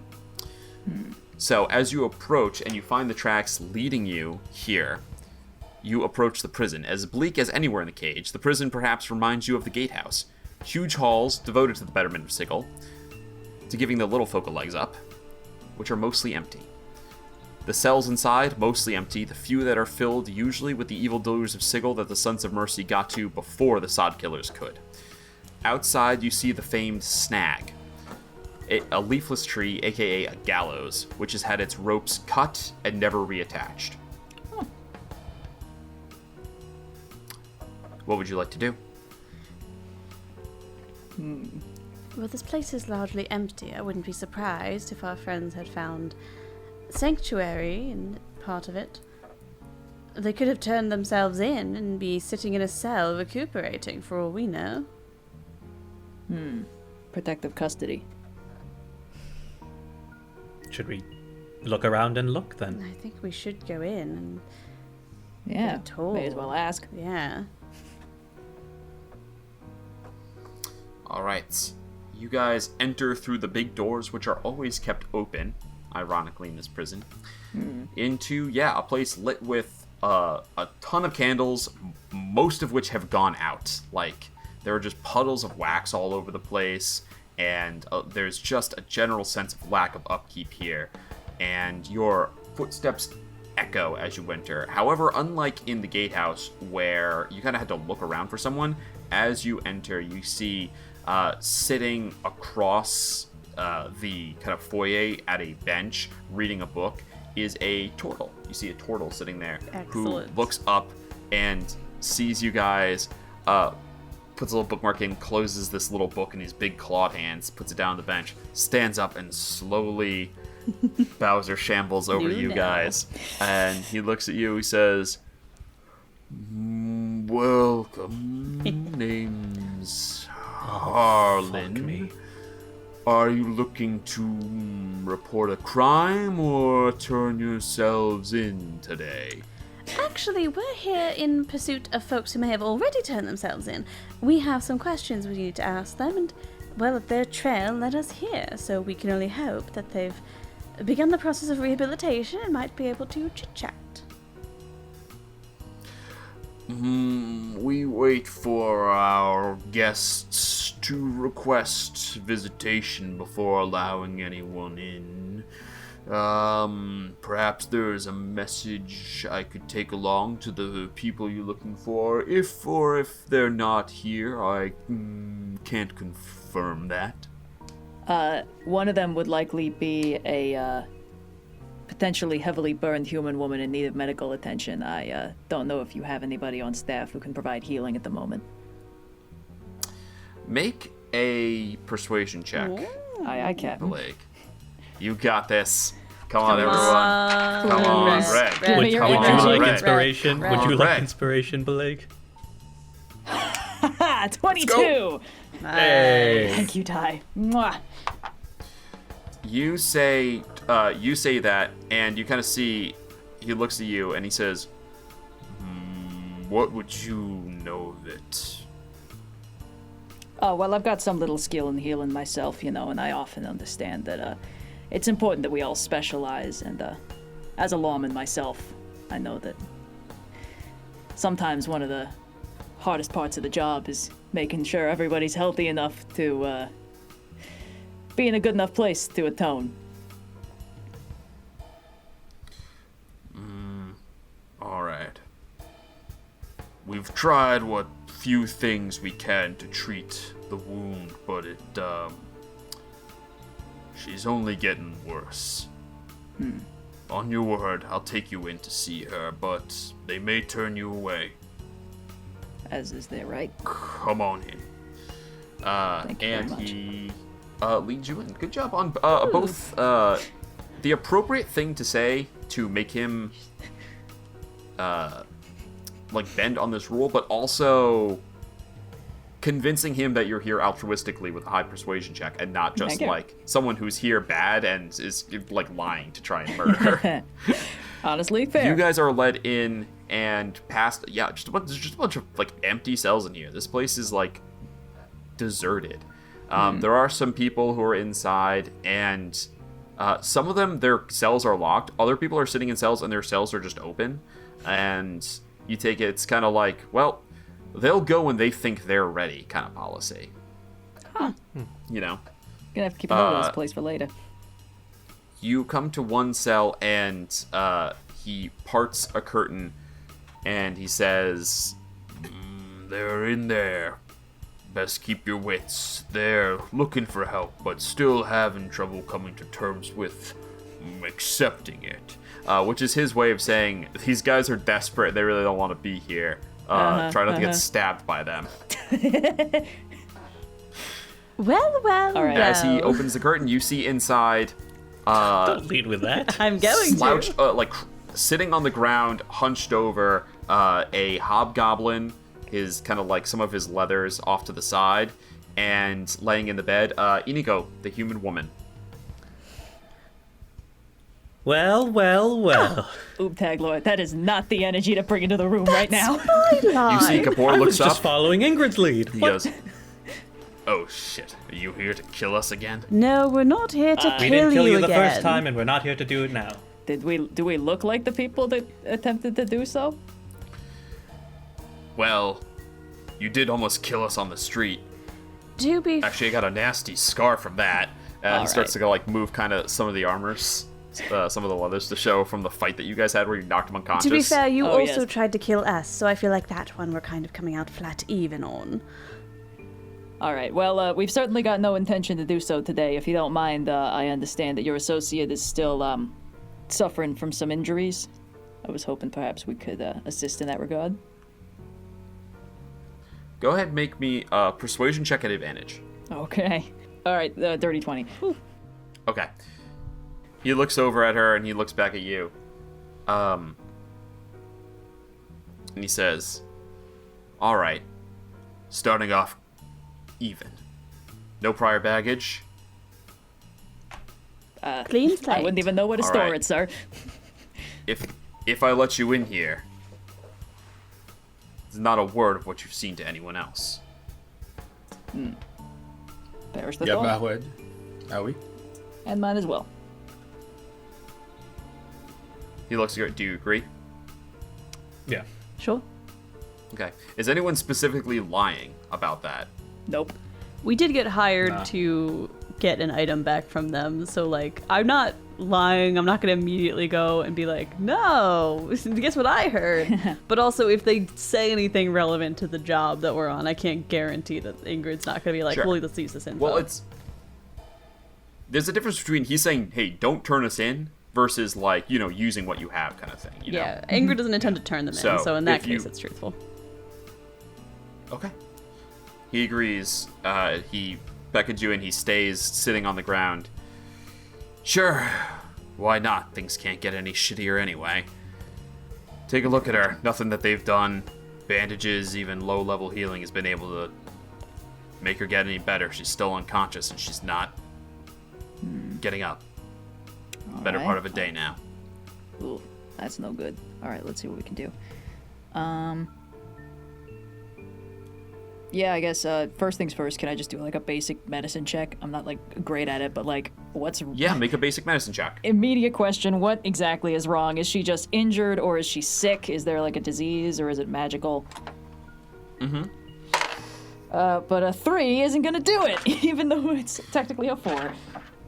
You look at the wound, and clearly it's been dressed.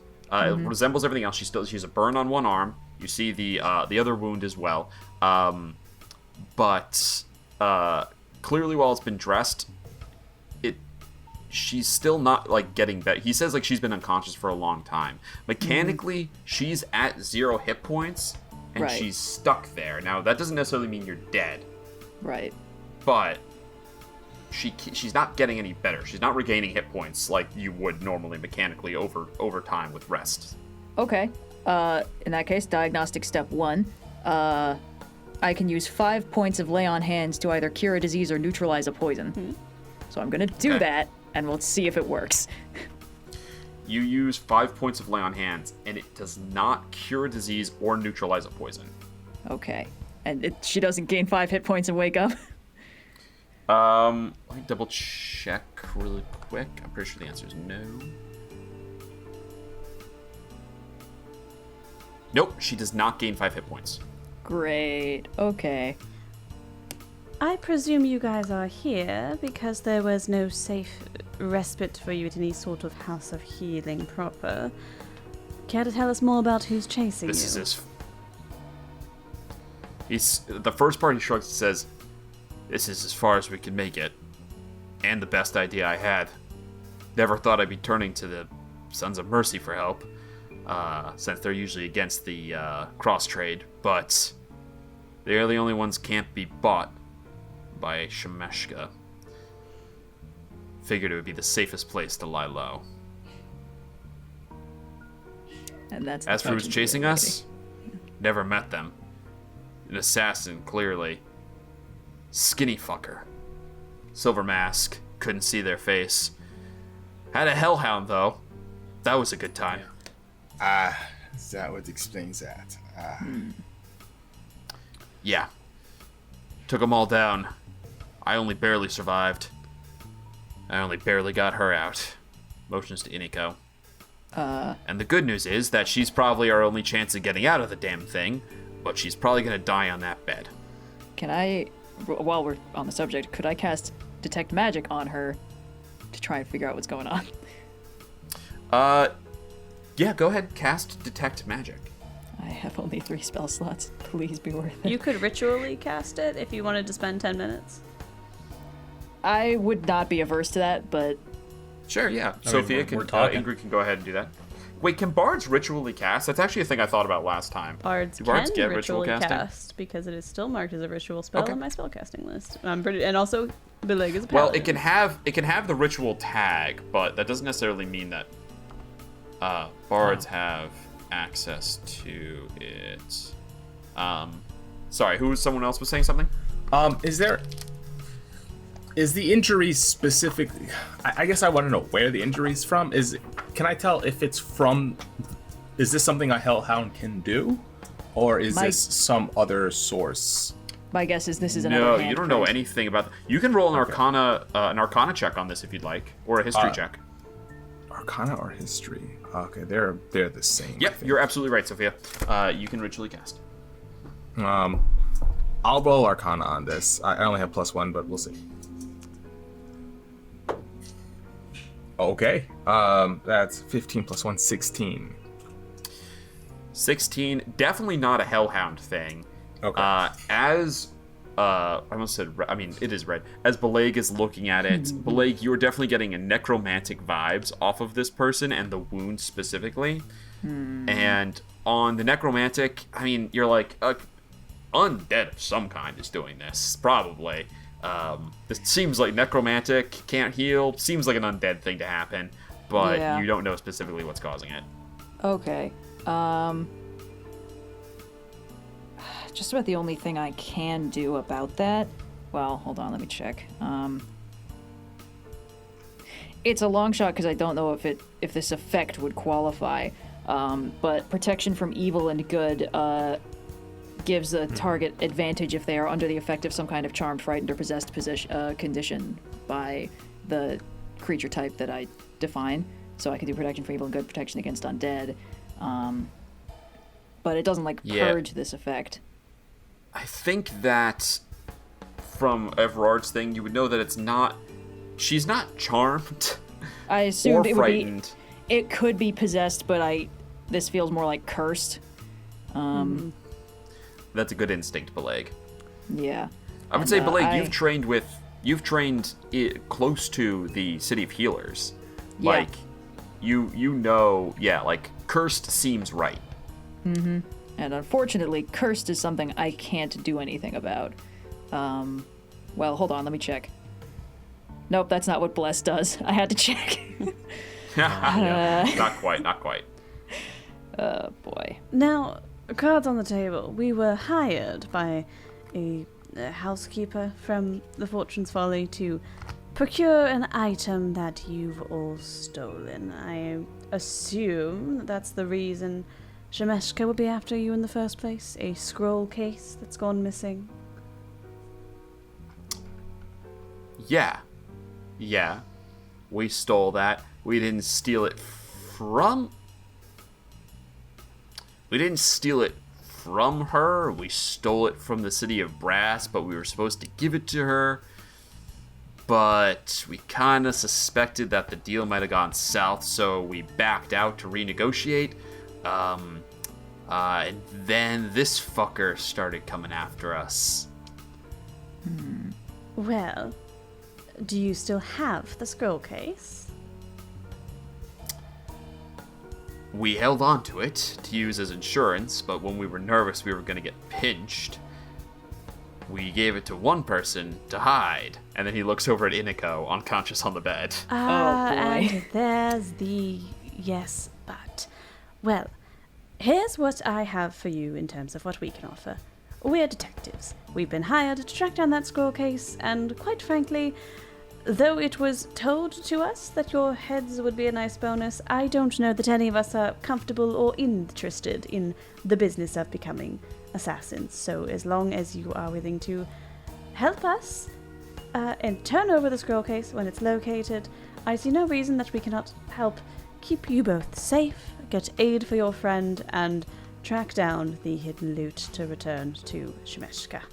Ideally, wiping the slate clean for all of you so that you can continue to live your lives and do whatever crimes will continue to bring us into the fold together.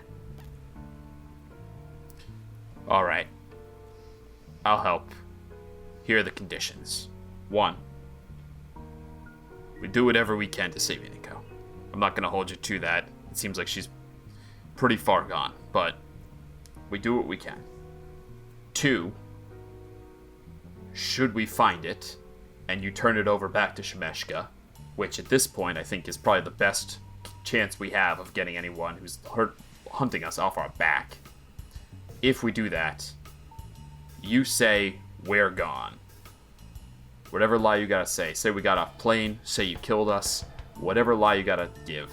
But you give back the goods to them, you say we're gone so that they have no reason to keep coming after us. You've simply succumbed to your injuries. I mean, they were so grave indeed.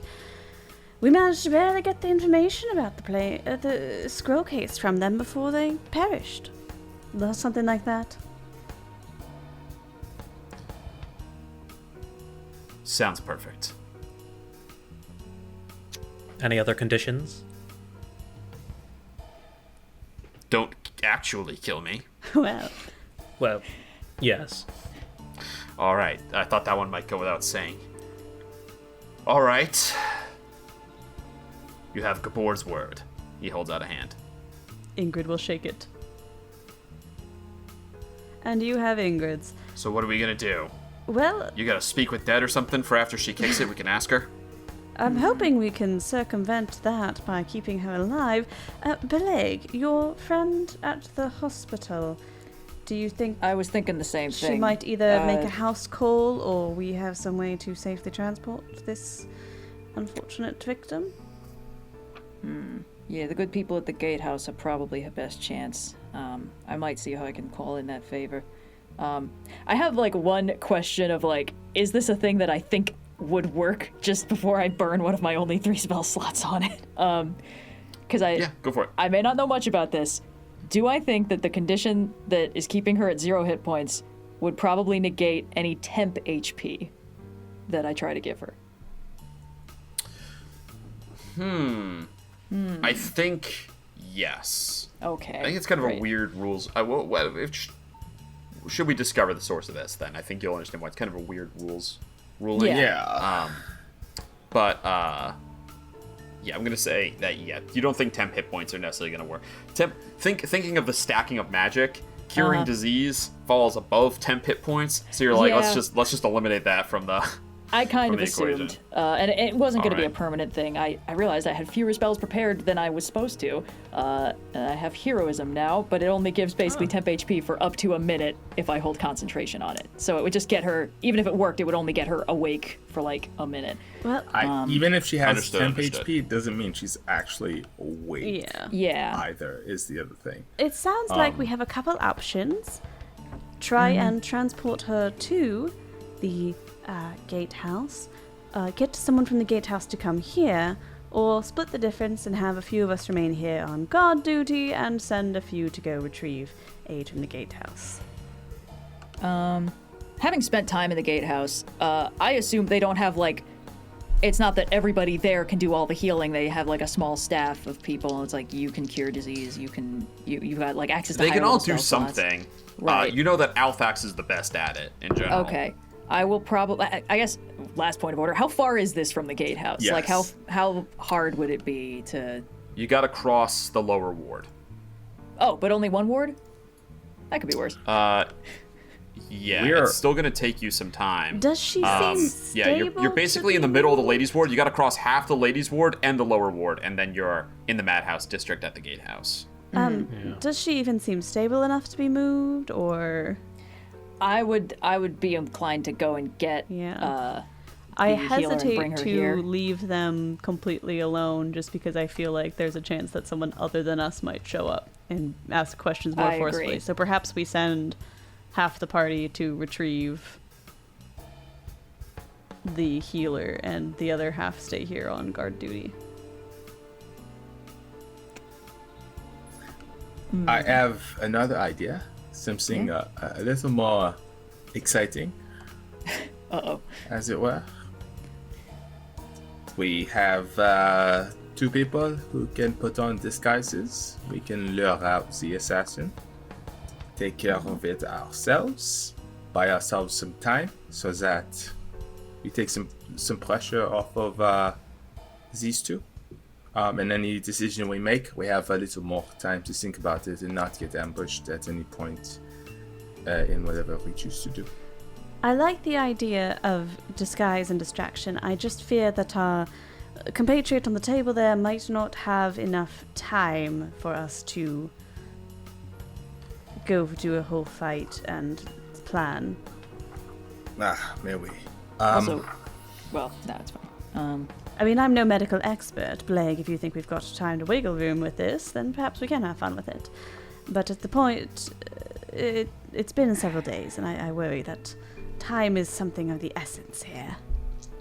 Well, I Has it agree. been I several think days? that we should probably go and try and get a healer to help her out. But in the meantime, I think it might be good to like try and detective out where this thing was hidden. But the main thing I was thinking is that in the current plan, we don't have to fight the scary necromancer guy with the hellhound. But if we lure that guy out, we will almost certainly have to fight him. And I don't think that's a good idea with the party split. So What if the 2 people who can disguise themselves do disguise themselves as the 2 folks, but we stay here in the prison and we make a decoy cell like they do in Mission Impossible when they've got that scientist in the fake room with the news broadcast, and then if the guy does show up, he goes for us in the decoy cell, and we can like rip off our hats of disguise and our spells and be like, well, haha, it's us instead, and then the other 2 are still getting help. That's still half the party that would have to fight the assassin. And an entire room full of Sons of Mercy, I'm just saying. You turn over to the turtle who's standing in the Yeah. doorway. He's wearing leathers that look like they've never seen a day of use in their life. wow, pristine. Unfortunately, it doesn't look like the enforcement of this prison will be of much use to us.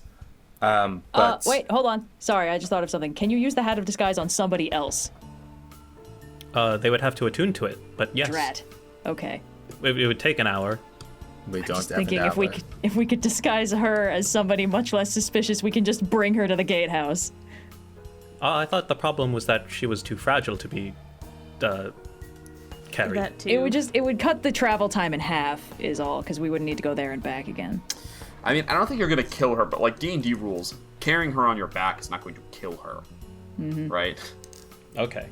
I know that there's some like, oh, well, it's not good to move someone who's injured, but like there are no carrying a person who is dying makes them die faster. She's cursed. She doesn't have a fair enough. spinal injury.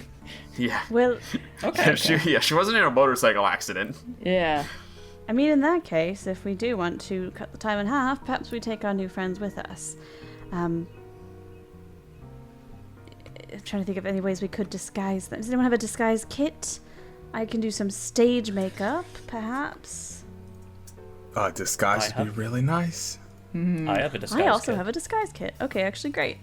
All right. You're gonna stage disguise the makeup her. nearly dead woman.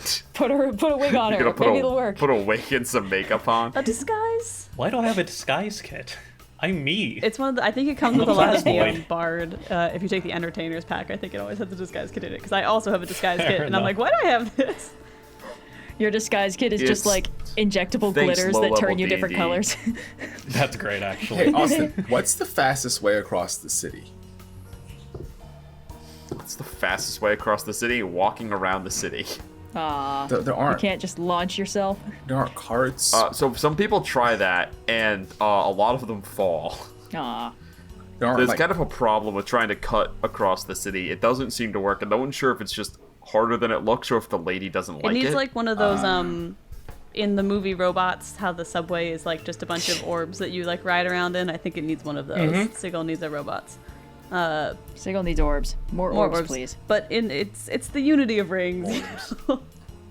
But What makes it the unity of rings? That you're referencing robots? Is that Round. what you're... round it is. Like ring. Round? Round orb is. Like ring is round. it's a thing. Round orb I'm is with like Sophia ring on is this one. round. Yeah. Round Words to orb live is by. like ring is round. Perhaps we disguise both of you to seem less like Knights of the Post. Excuse me, Tortle. Do you have extra uniforms laying around? Yeah, you looking to join? No, I was hoping I could unload some of your extra stock, perhaps for a fee, to help these two look more like Sons of Mercy in need of medical attention, rather than Knights of the Post definitely running for their lives. Give me a persuasion check. Also, where are our manners? I am Oobtaglor, what is your name? That's a Oh, my name's Harlan. It's a pleasure to meet you, Oobtaglor. it's a 22. Pleasure to meet you as well. 2 uniforms coming up. Thank you, darling. You're a peach. Okay, so here's the plan. We're going to make you two look like Sons of Mercy, and you're going to limp your way with us to the hospital, and we're going to attempt to get your friend some aid. Does that sound good?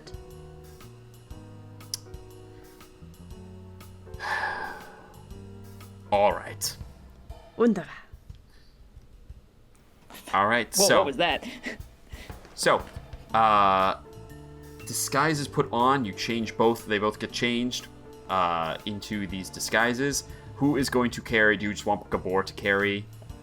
I'm looking at this party. I'm like, maybe Gabor should I carry think her. perhaps Gabor. Well, she's gonna get. Halfling, old ass elf with a strength of 7, pile of slime, bunny. I can do my best, but her ankles are gonna get a little banged. banged up in the process. I'm I just saying. think it's best if the You're carrying her over your shoulder easily, but her head is banging on every cobblestone. That kid, no, yeah. it's probably best for the illusion. I can do a fireman's carry. If the Son of Mercy, quote unquote, is carrying his compatriot. All right. So with that, you load up and you begin your trek across the city to go see if the gatehouse will be able to help you. We're gonna go to break, but before we do, I'm gonna need 2 things. 1, I'm gonna need everyone to tell me their passive perception, and then Yes. 2, I'm gonna need one of you guys to roll me 3d6. My passive perception is 12, and if no one else wants to, I'll happily roll those 3d6. All right, Sophia, go roll those 3d6, and could I have everyone else tell me your passive perceptions? 18. 18, okay. 11. 11. 13? Oobtaglor's got the second highest? That's whack. All right, cool. You guys take off through the city. And Sophia, what did you roll in those 3d6? A 1, a 6, and a 3. All right, so 10. That's dead average. She's got 10 minutes to live, you guys. We gotta hustle. No. All right, we will be back here in just a minute to see what all that was about. Ooh. Hooray! Fun. Rolling with difficulty. Incoming message coming from the 588. Good morning, recruits.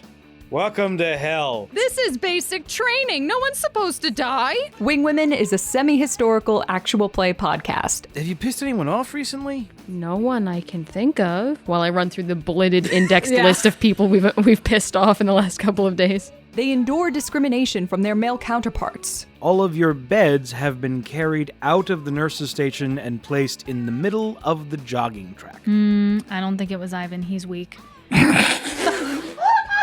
Against this bitter setting, our 4 motley heroines gain the chance to experience queer joy, gender euphoria, and equality for the first and perhaps the only time in their lives. How obvious am I being? See, I've kind of always thought that there is a level to some of us in this barracks that's visible. Have you been using the word shenanigans?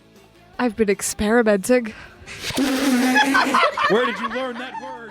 Until the next mission, this is us, signing off. Rolling with difficulty. And welcome back.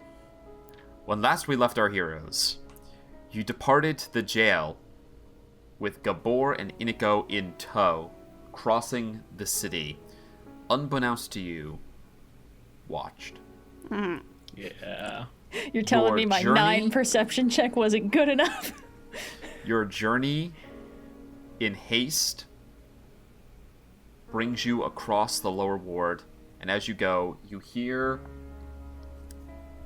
low moans from Inigo, who is partially protesting from being moved, but also the curse is continuing to take its toll on her. Sophia, before our break, you rolled 10.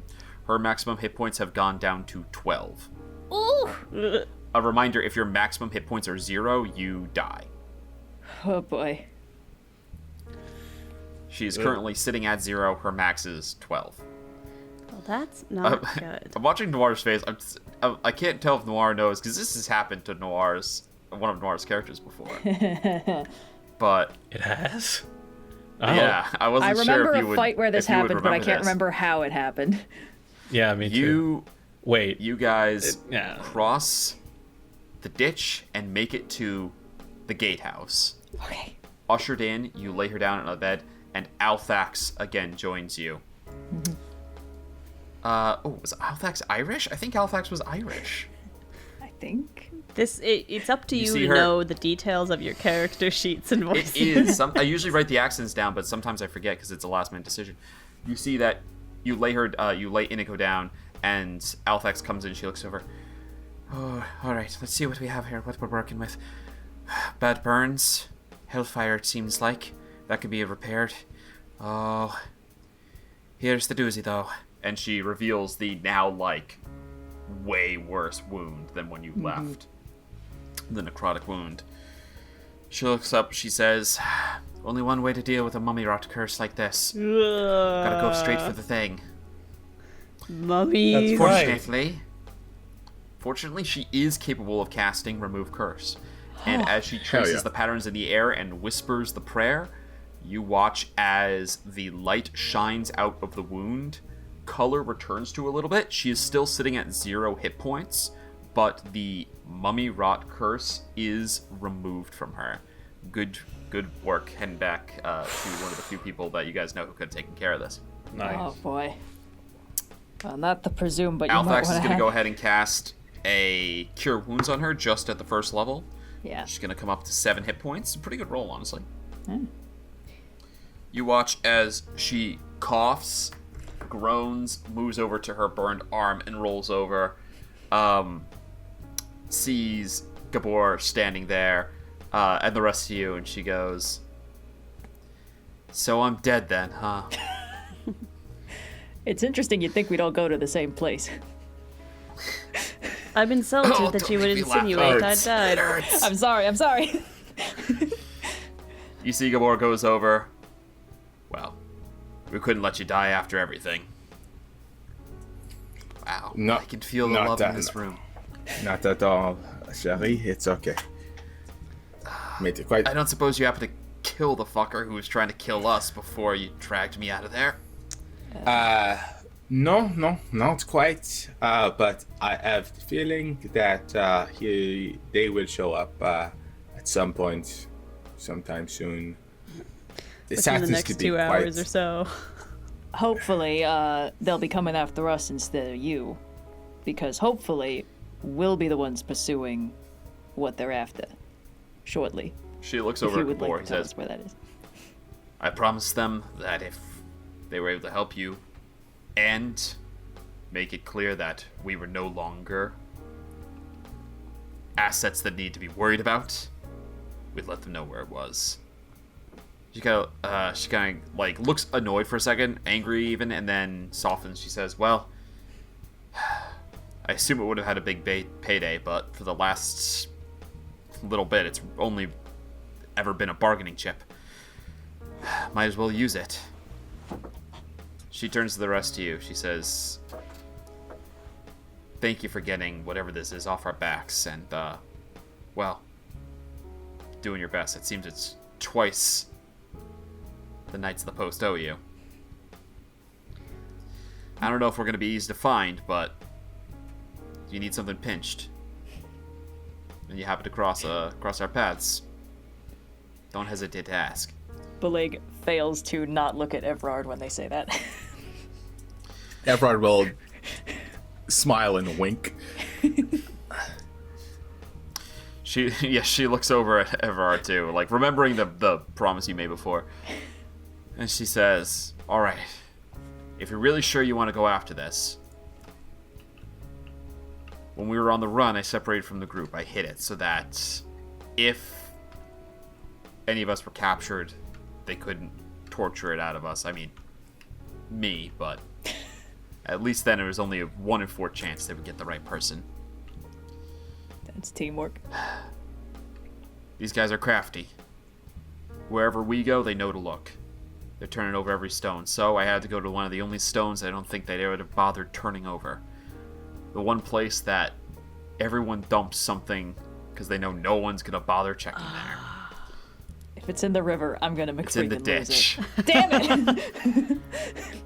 it! I mean, She hooray! goes, she says, specifically, it's a place called Lover's Leap. I stood at the edge there, I tied it to an arrow, and I shot it off into the banks. These flowers grow there on these little mud piles. It's somewhere there. If you can get into the ditch, assuming it hasn't dissolved it completely at this point, you should be able to find it. I just got this armor clean from last time we were in the ditch. It's fine. It's fine. Very good thinking, ma'am. It's smart, if disgusting. You guys are going to be alright here for now. You see Gabor looks over, he says, well, what made the prison so good is that the Sons of Mercy will never turn on anyone in there. They can't be bought. And it's the last place that they would have thought to look for a bunch of thieves. A jail. So, we were safest there. I don't know that here's going to be as safe, but he looks over at Althax and says, it seems like there's enough discretion. And now that she's able to travel, Iniko and I will be out of here pretty soon, but not before she gets at least a little rest. Alright, well, I would advise being careful. Yes. Yeah. Just give us a bit of a head start before you turn that thing in. Make sure that we're long gone from here before, just in case they're able to trace your trail back here, you know? Sounds good. I'm gonna assume that if we can't find you, you'll be gone enough for us to hand it over. Yeah. Yeah.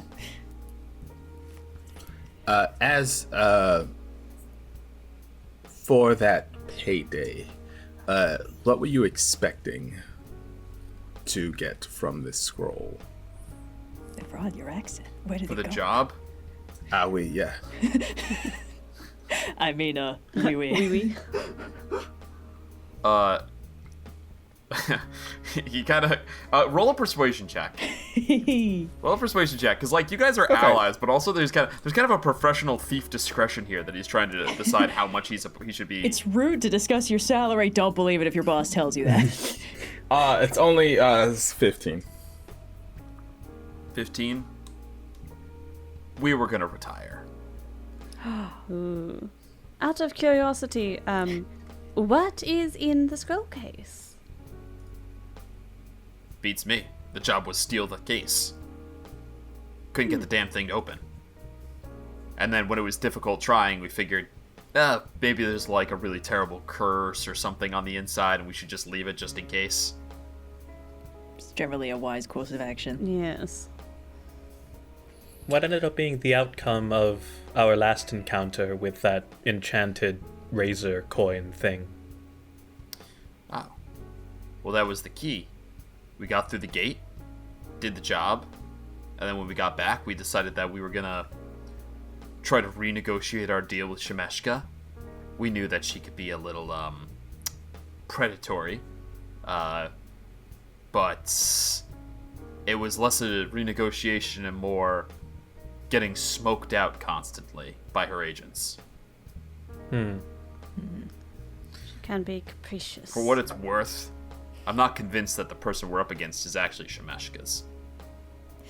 I was wondering that, to be completely honest. This might just be a third interested party. Why would she, if she had them, why would she send you?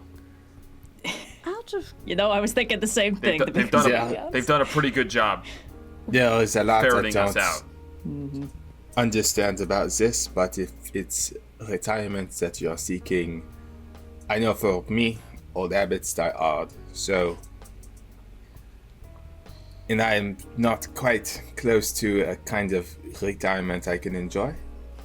But for you two, take this as an act of kindness.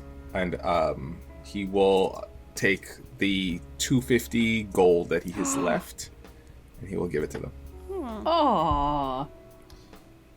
All right, first off, I want to be clear. These guys are not like a couple. They're just part of the same crew. So like, this is not like a yes. She and I were gonna like run away together kind of thing. Like, this is not like a sunsetting. Yeah. Second, Evrard, why don't you make an insight check for me? You could still do this, but make an insight check for me. Okay.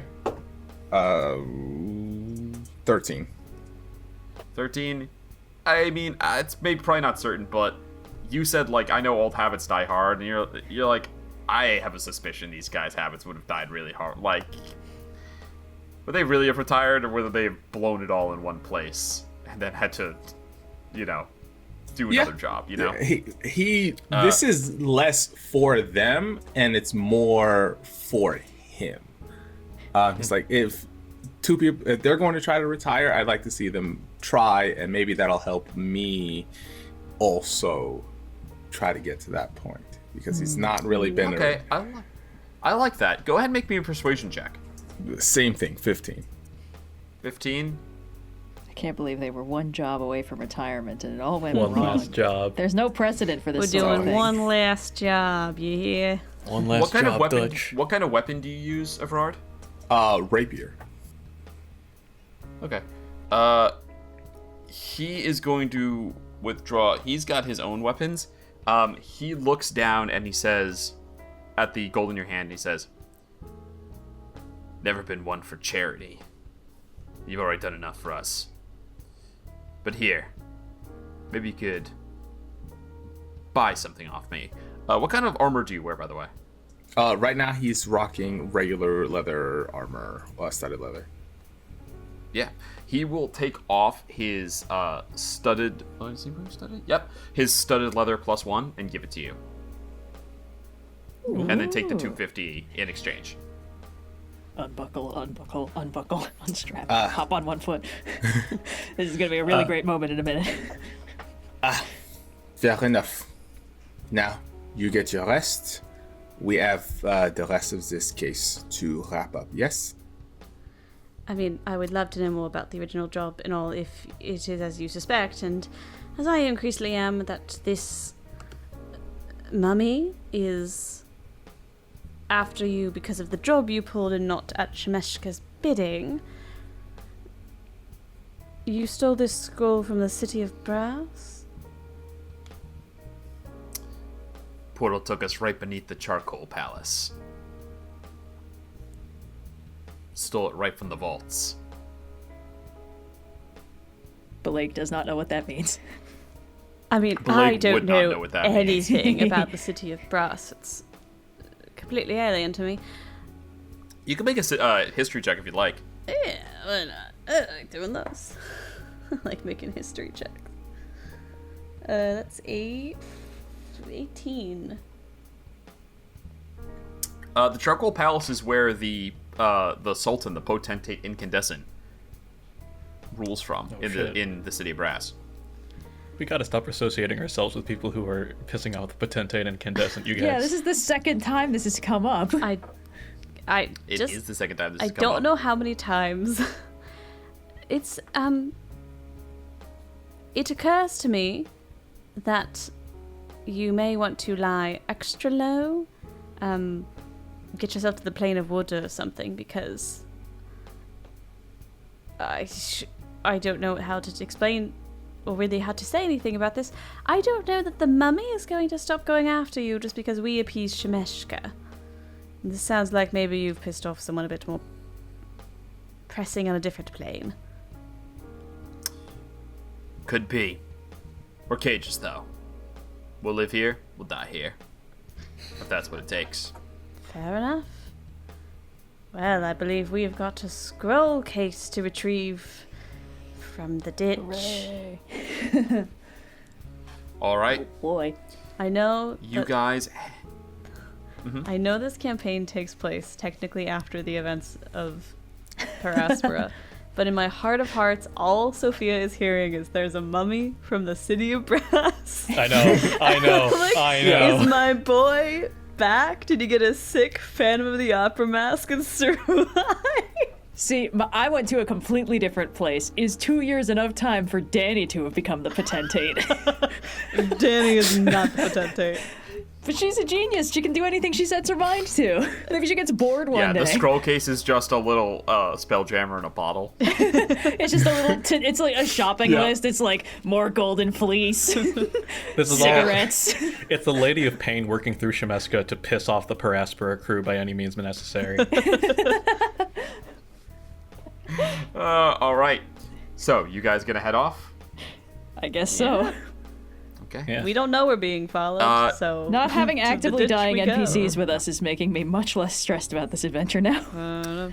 So, here's what we love. You guys head not too far, a short jaunt over to the ditch, and Lover's Leap is a place known to you. It's kind of close to... It's not that far from your office. It's further...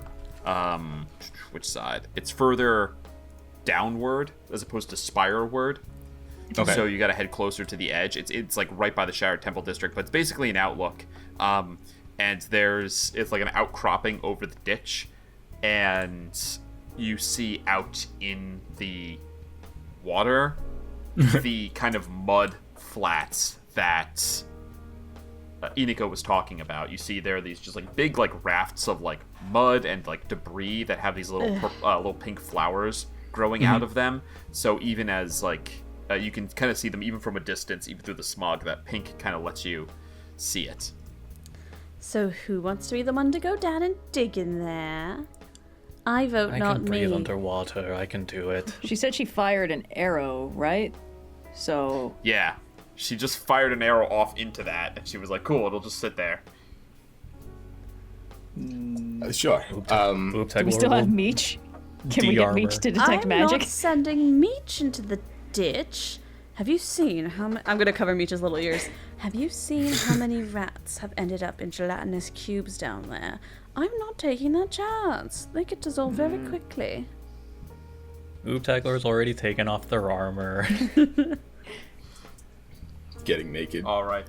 Yeah, Gonna just go gonna- Okay, so skinny you're dipping. just sending Oobtaglor down into the water there? Well, I think we Assuming should that stay it is close water, I enough can to- breathe an hour in there. I think I have the most likely chance to just be able to search unimpeded.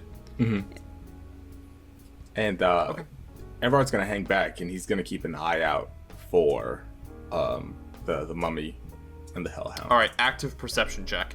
Yes. So, okay, all of a sudden my dice decided to stop rolling well. It's a 13. It's transferred to you now. Red is like, ooh, 13 double digits. Ooh, poor baby. Oh, my have- lowest have a roll of the plus- session. I have a +8 to this. Okay. Yeah, that's fair. Hell, 13, yeah. Very cool. You keep an eye out. Oobtaglor is going down. Anyone else declaring where they're going? Ingrid will stand at the top of the edge and be like, a little to the left, Oobtaglor. My left, not your left. Stage left. Stage left is pretty funny. I have to give you that one. Thank you. Yeah, I think Bileyg is My also stage like, left or your stage left? Stage left, obviously. well, you know, all the world's a stage, I'm not in the hear. house. Wait. You know, I saw this great bit by Snakespeare the other day, and Not now, not now. I really hate Snake Spear. it's just the cool thing about the ring is that because it goes around the audience, it's like stage left just kind of keeps going, you know? It makes it hard to figure out where the owlbear is supposed to exit from. We've all heard that joke before. Wait. You're right, Wait, Oobtaglor. hold on. There's a lot happening The snakes, it's the ring, Yep. and it's a circular stage. Are all Snake Spear plays put on like a fucking Dane Cook sketch? They're like in the round. I guess. Just playing to a circular audience. Uh-huh. Oh, I thought it was the other way around. It was encircling the audience. Oh, it circles the audience. So Yeah, you're just, yeah. oh, Better. each of them, every person in the audience is constantly turning their head to see if Yeah, no, it's You tremendously know, inefficient, in, but they can put on 3 different plays at the same time. Yeah, they sort of took that stage from the very upset, and they made that rotating part from the barricade just the whole situation. The various. The very very upset upset. is one of the worst ones you've done. Yeah, you know, I can't get used to all that singing, I tell you. All right, But the Oobtaglor Feywild perception check. accents are so charming. Yes, Noir's in pain. I succeeded. I have I am proficient in perception. Could Ingrid's yelling give Oobtaglor the help action? I guess so, by my rules. By my right. authority. Perception? Yes, perceive. Okay.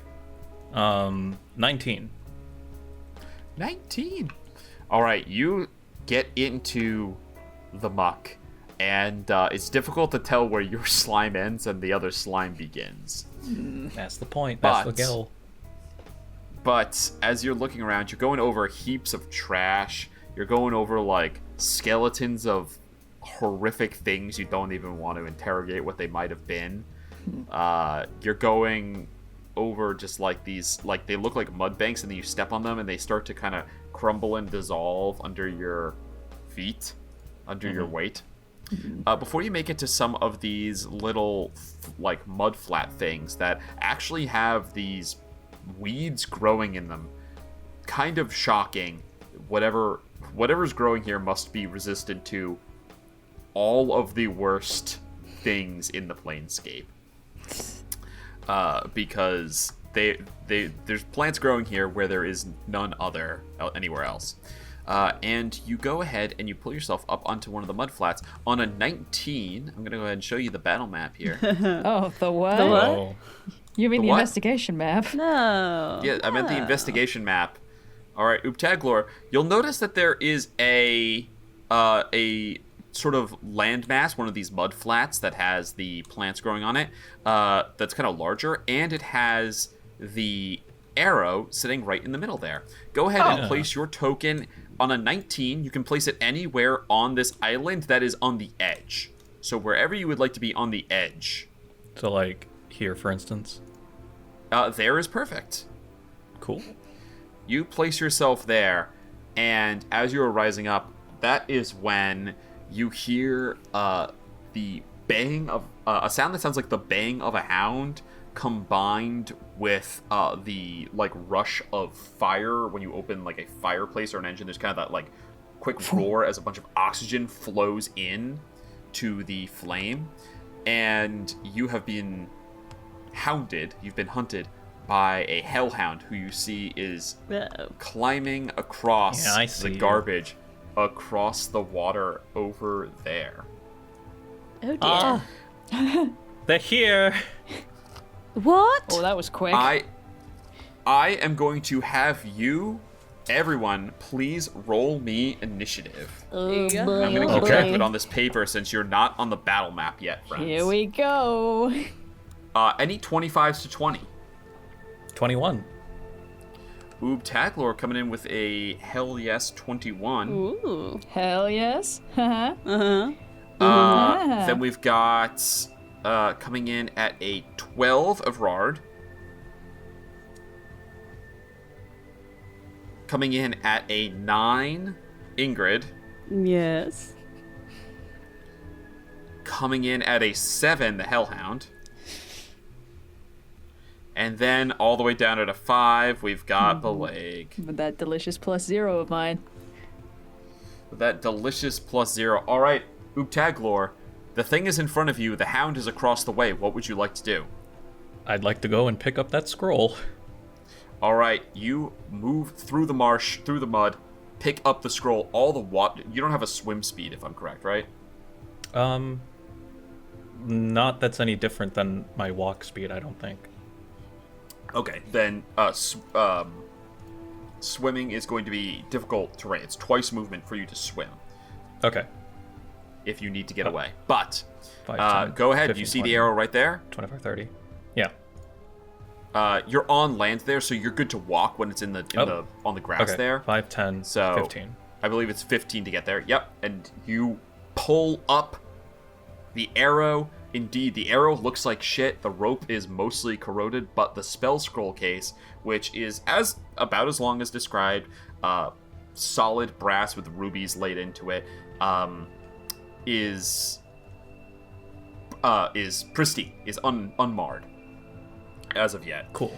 And you, I assume, just kind of place it inside of yourself. Yeah, and I'm Okay. getting the heck out of Dodge. Okay, go for it. 20, 25, 30 back to the edge. I'm gonna try and just... that wasn't an action to get the scroll, right? Nope. Can I...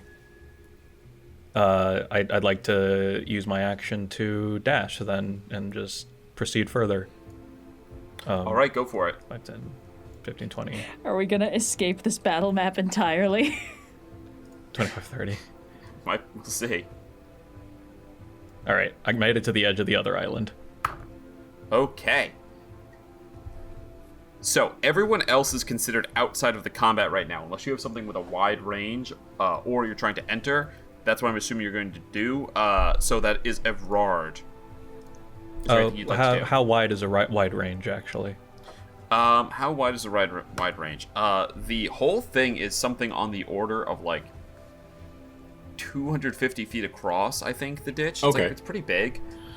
You're obviously not all the way there. I think we're going to say, for the sake of this, that you're about 90 feet away. Okay. We'll say Yeah, I that the don't edge of have the map anything. is 90 feet away. I don't have anything for that, then. All right. That's it for me, then. All right. Right now, Evrard, it's is there anything you'd like to just do? the head. Can I see the Hellhound? Yes, you can see the Hellhound has broken stealth and is now visible. There's not much I can do here. The question is going to be, are you going to try to get into combat, or are you going to stay where you are? Because at this long range, yes, it is kind of ridiculous. That's kind of the point. You guys are, like, way out of the combat here. So either you can run and try to get in, or you can call it. I would rather not fight in the ditch, so here's what I will do. I will pull out my short bow. I will hold my action to shoot at the Hellhound or the mummy if they lob any sort of attack at Oobtaglor. Okay. What's the range on short bow? 80, long range of 320. Gotcha. Okay, so you can definitely hit. You'll just be at disadvantage. All right, that's Evrard's Yep. turn. Ingrid, anything you'd like to do? You want to start making your way? You're going to stay there. I'd like to use my bonus action, Eye for Detail, to make a perception check to try and spot a hidden creature. See if I can't figure out where the mummy is. There we go. Yeah, go for it. Perception. Okay, not actually too bad. That is a 17. 17. So this guy does not have a great stealth, but he is rolling at advantage because of reasons. Okay, you do not spot the mummy. So we're the only ones rolling with difficulty today. Did it. Do I get the You inverse said of 17, inspiration right, again? Sophia? Yeah. 17. No. Okay. If I start a precedent where you can just say the name of our show and then get inspiration, where No, we're gonna inverse jump the shark so inspiration. fast. Was I getting punished for the Inverse shitty joke? inspiration? No, you've already had it hard enough tonight, Red. Thanks. All right. You make a shitty pun and you just immediately take a level of exhaustion. I don't want to run into combat because ideally I too would like to not fight in the ditch, but I do want to keep an eye on Oobtaglor's progress. I guess, can I use a bonus action and then hold an action or no? Yes. Yeah, you can hold an action if you like. Yeah. Cool. Hold an action if anything appears within, if anything appears within 60 feet, I'm gonna vicious mockery it. All right. Cool. Now we are going to go to the Hound. You're killing me, Smalls. The Hound is going to run swimming 5, 10, 15, 20, 25, 30, 35, 40, 45, 50 at come at me. difficult. He has no whatever you call it, but he does have speed of 50, so then he's going to get to go 5, 10, 15, 20, 25, 30, Oh my 35, god. Oobtaglor now? 40, 45, 50. Hi! That was his dash, and he has no bonus action, so he's going to leave Stand that there. menacingly. Aw, he's a little puppy. And that leaves us to Bileyg. Bileyg, what'd you like to do, little guy? What are you gonna do? Hey! Only I get to say cute diminutives about Bileyg. Hey, little guy, what are you gonna do? Hey, okay. little guy, All my what you gonna abilities do? are within 30 feet, and I can't get within 30 feet of this situation. Okay. So, are we all just, just off the map, or will it take us, our full... where's the bank in relation to this? You're 90 feet away. Well, with my movement Yeah. speed For of 25, For the sake I'll of this, if you want to use the dash action, I'm just going to count you as moving 60 feet towards it, because I don't want to have to track different 5-foot how generous. intervals for you specifically as a halfling. They're also getting rid of that in the new rules, so if you want to dash, I will just say you make it. You have to swim. well... Yeah, I also am in armor. I don't know if that makes the... I got No, that this. wouldn't have affected it. tremendously don't want to, but my goal was I wanted to get to the shore so that when Oobtaglor gets to shore, I can immediately tag in and be the biggest, shiniest threat. Because I don't think wading out into the quote-unquote water is going to do much good for any of us. But yeah, once again, my complete lack of ranged abilities is a bit of an issue. Can I get within 30 feet of Oobtaglor? I don't know how this calculates out. If you I guess I would have to you can dash. move 30 feet with the... it's half running, half water. I'll say you could move 45 feet with your dash, because you can get out of the water, you can swim. So it would take you 2 turns on a dash to get to the battle map. Jeez. Okay, well, in that case, I won't be able to do anything helpful in this round anyway, so I will just attempt to close the distance and get... Well, I'm not trying to get into the water where Oobtaglor is. That is not what I'm trying to do. I want to get to the shore closest to where Oobtaglor is, so that when I they get assume out... you guys are standing there. Why would Yeah. you not be as close Okay. to Oobtaglor as you could be? All right, then in that case, Oh,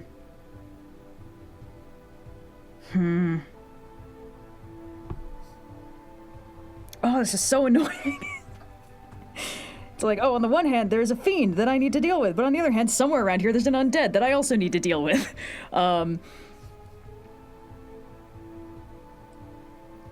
I think I got this the next turn. I'm going to be perfectly honest. All right, in that case, I'm very much inclined to stay on solid ground and basically just, you know what? I'm going to do something actually theoretically useful. I'm going to use Divine Sense. Until the end of your next turn, you can sense anything affected by the house spell or know the location of any celestial fiend undead within 60 feet. Oh shit, yeah, the mummy's in the water not far away from you. Okay, then I'm going to point directly at the mummy and be like, boss man's over there. Yeah, he's coming out of the water towards you guys. He's been wandering around, sneaking up on you Great. as the hellhound. Okay, then I has been tracking interpose you guys. myself between the trajectory of the mummy's approach and Evrard and Ingrid, and just prepare. All right, does that end your turn? That ends my turn. All right, it is the mummy's turn. He's going to use his full movement to get up out of the water. She. You guys Robot. see as I support not a women's movie. rights and Undead women's too. wrongs. It's not a moon the ancient. We were girls together. you We were girls together. watch Belladonna, as it's been the mummy ages.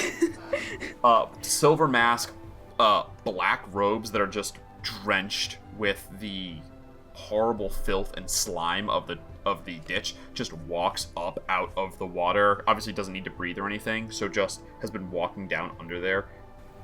Fully ascends out of the water and is going to make some attacks at you, Bileyg, since you've placed yourself right there. That's what I'm here for.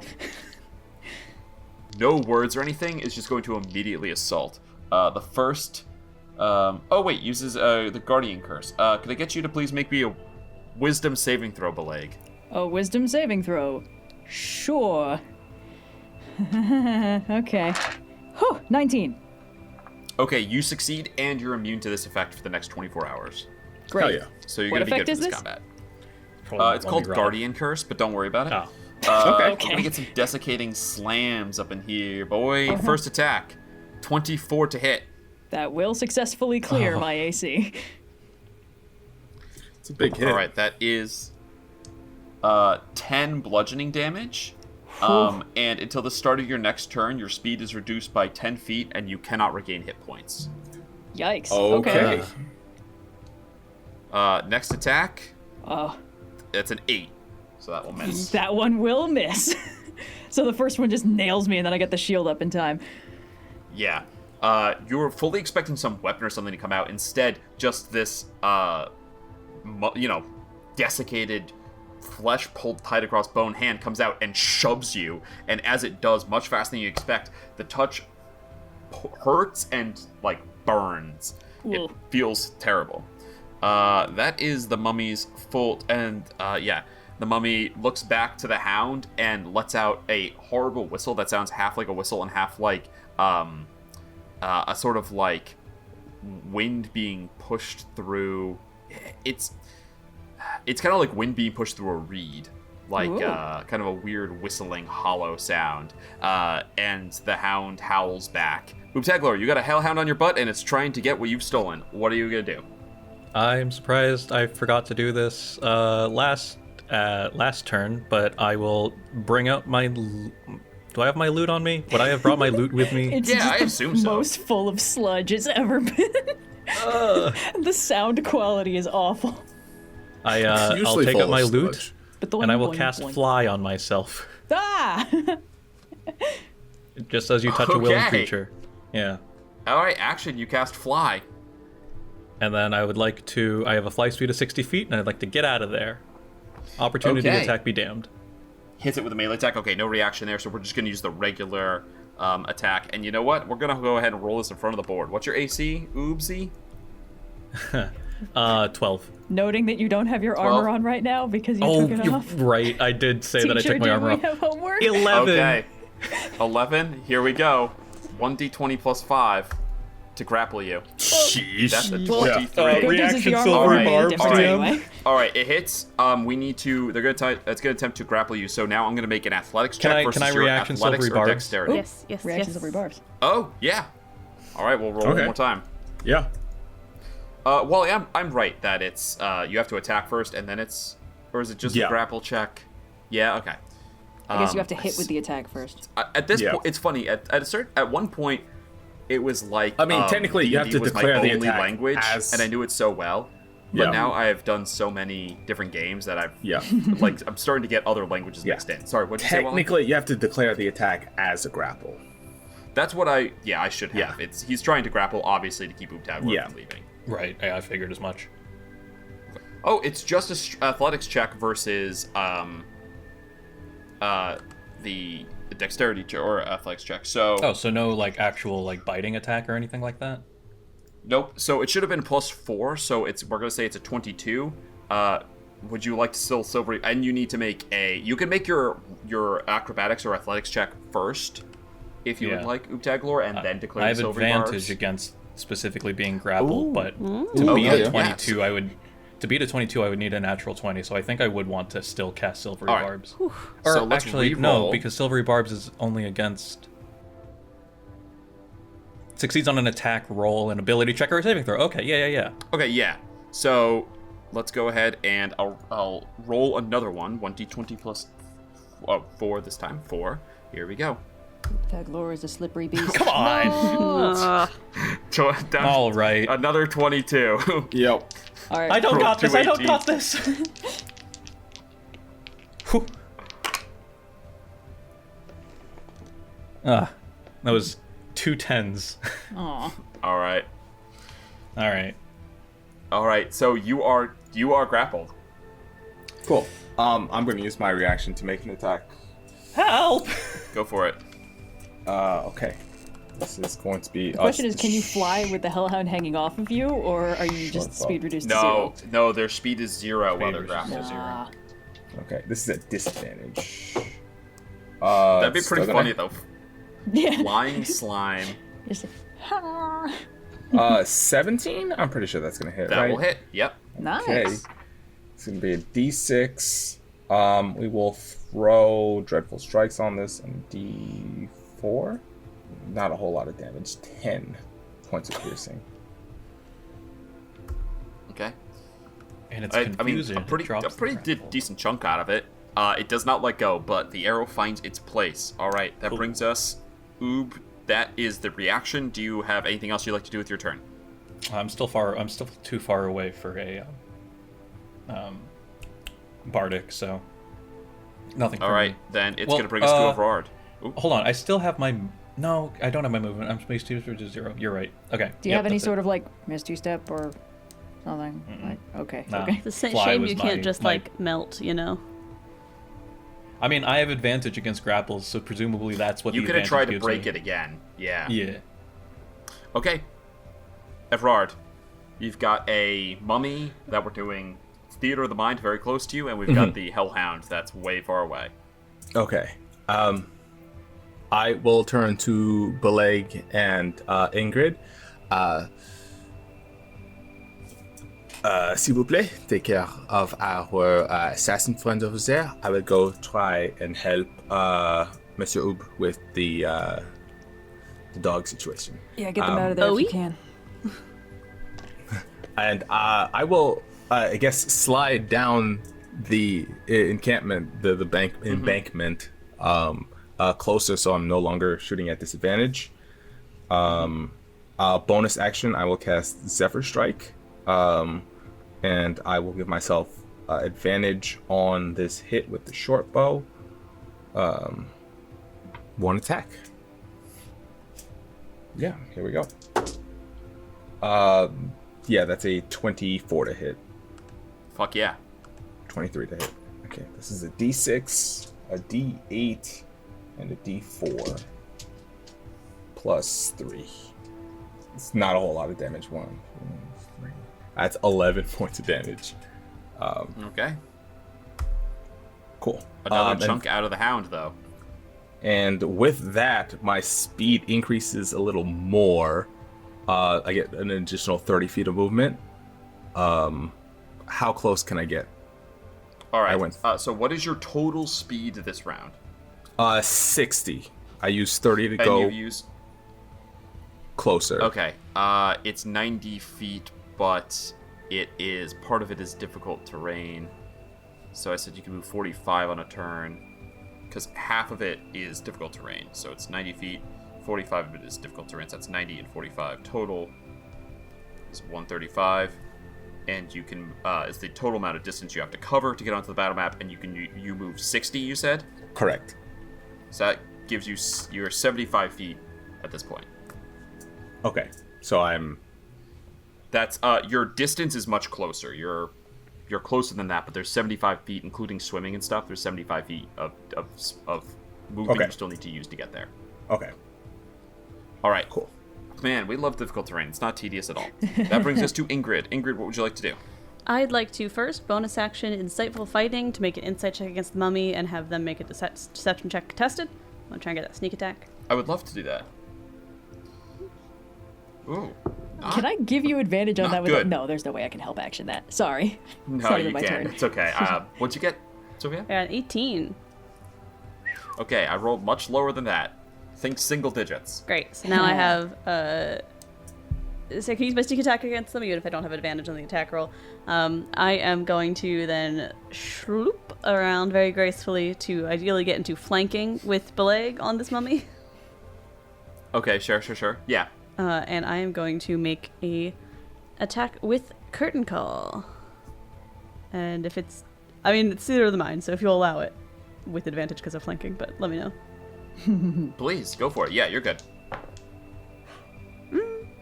Got a natty 20, babe. Woo! Let's go!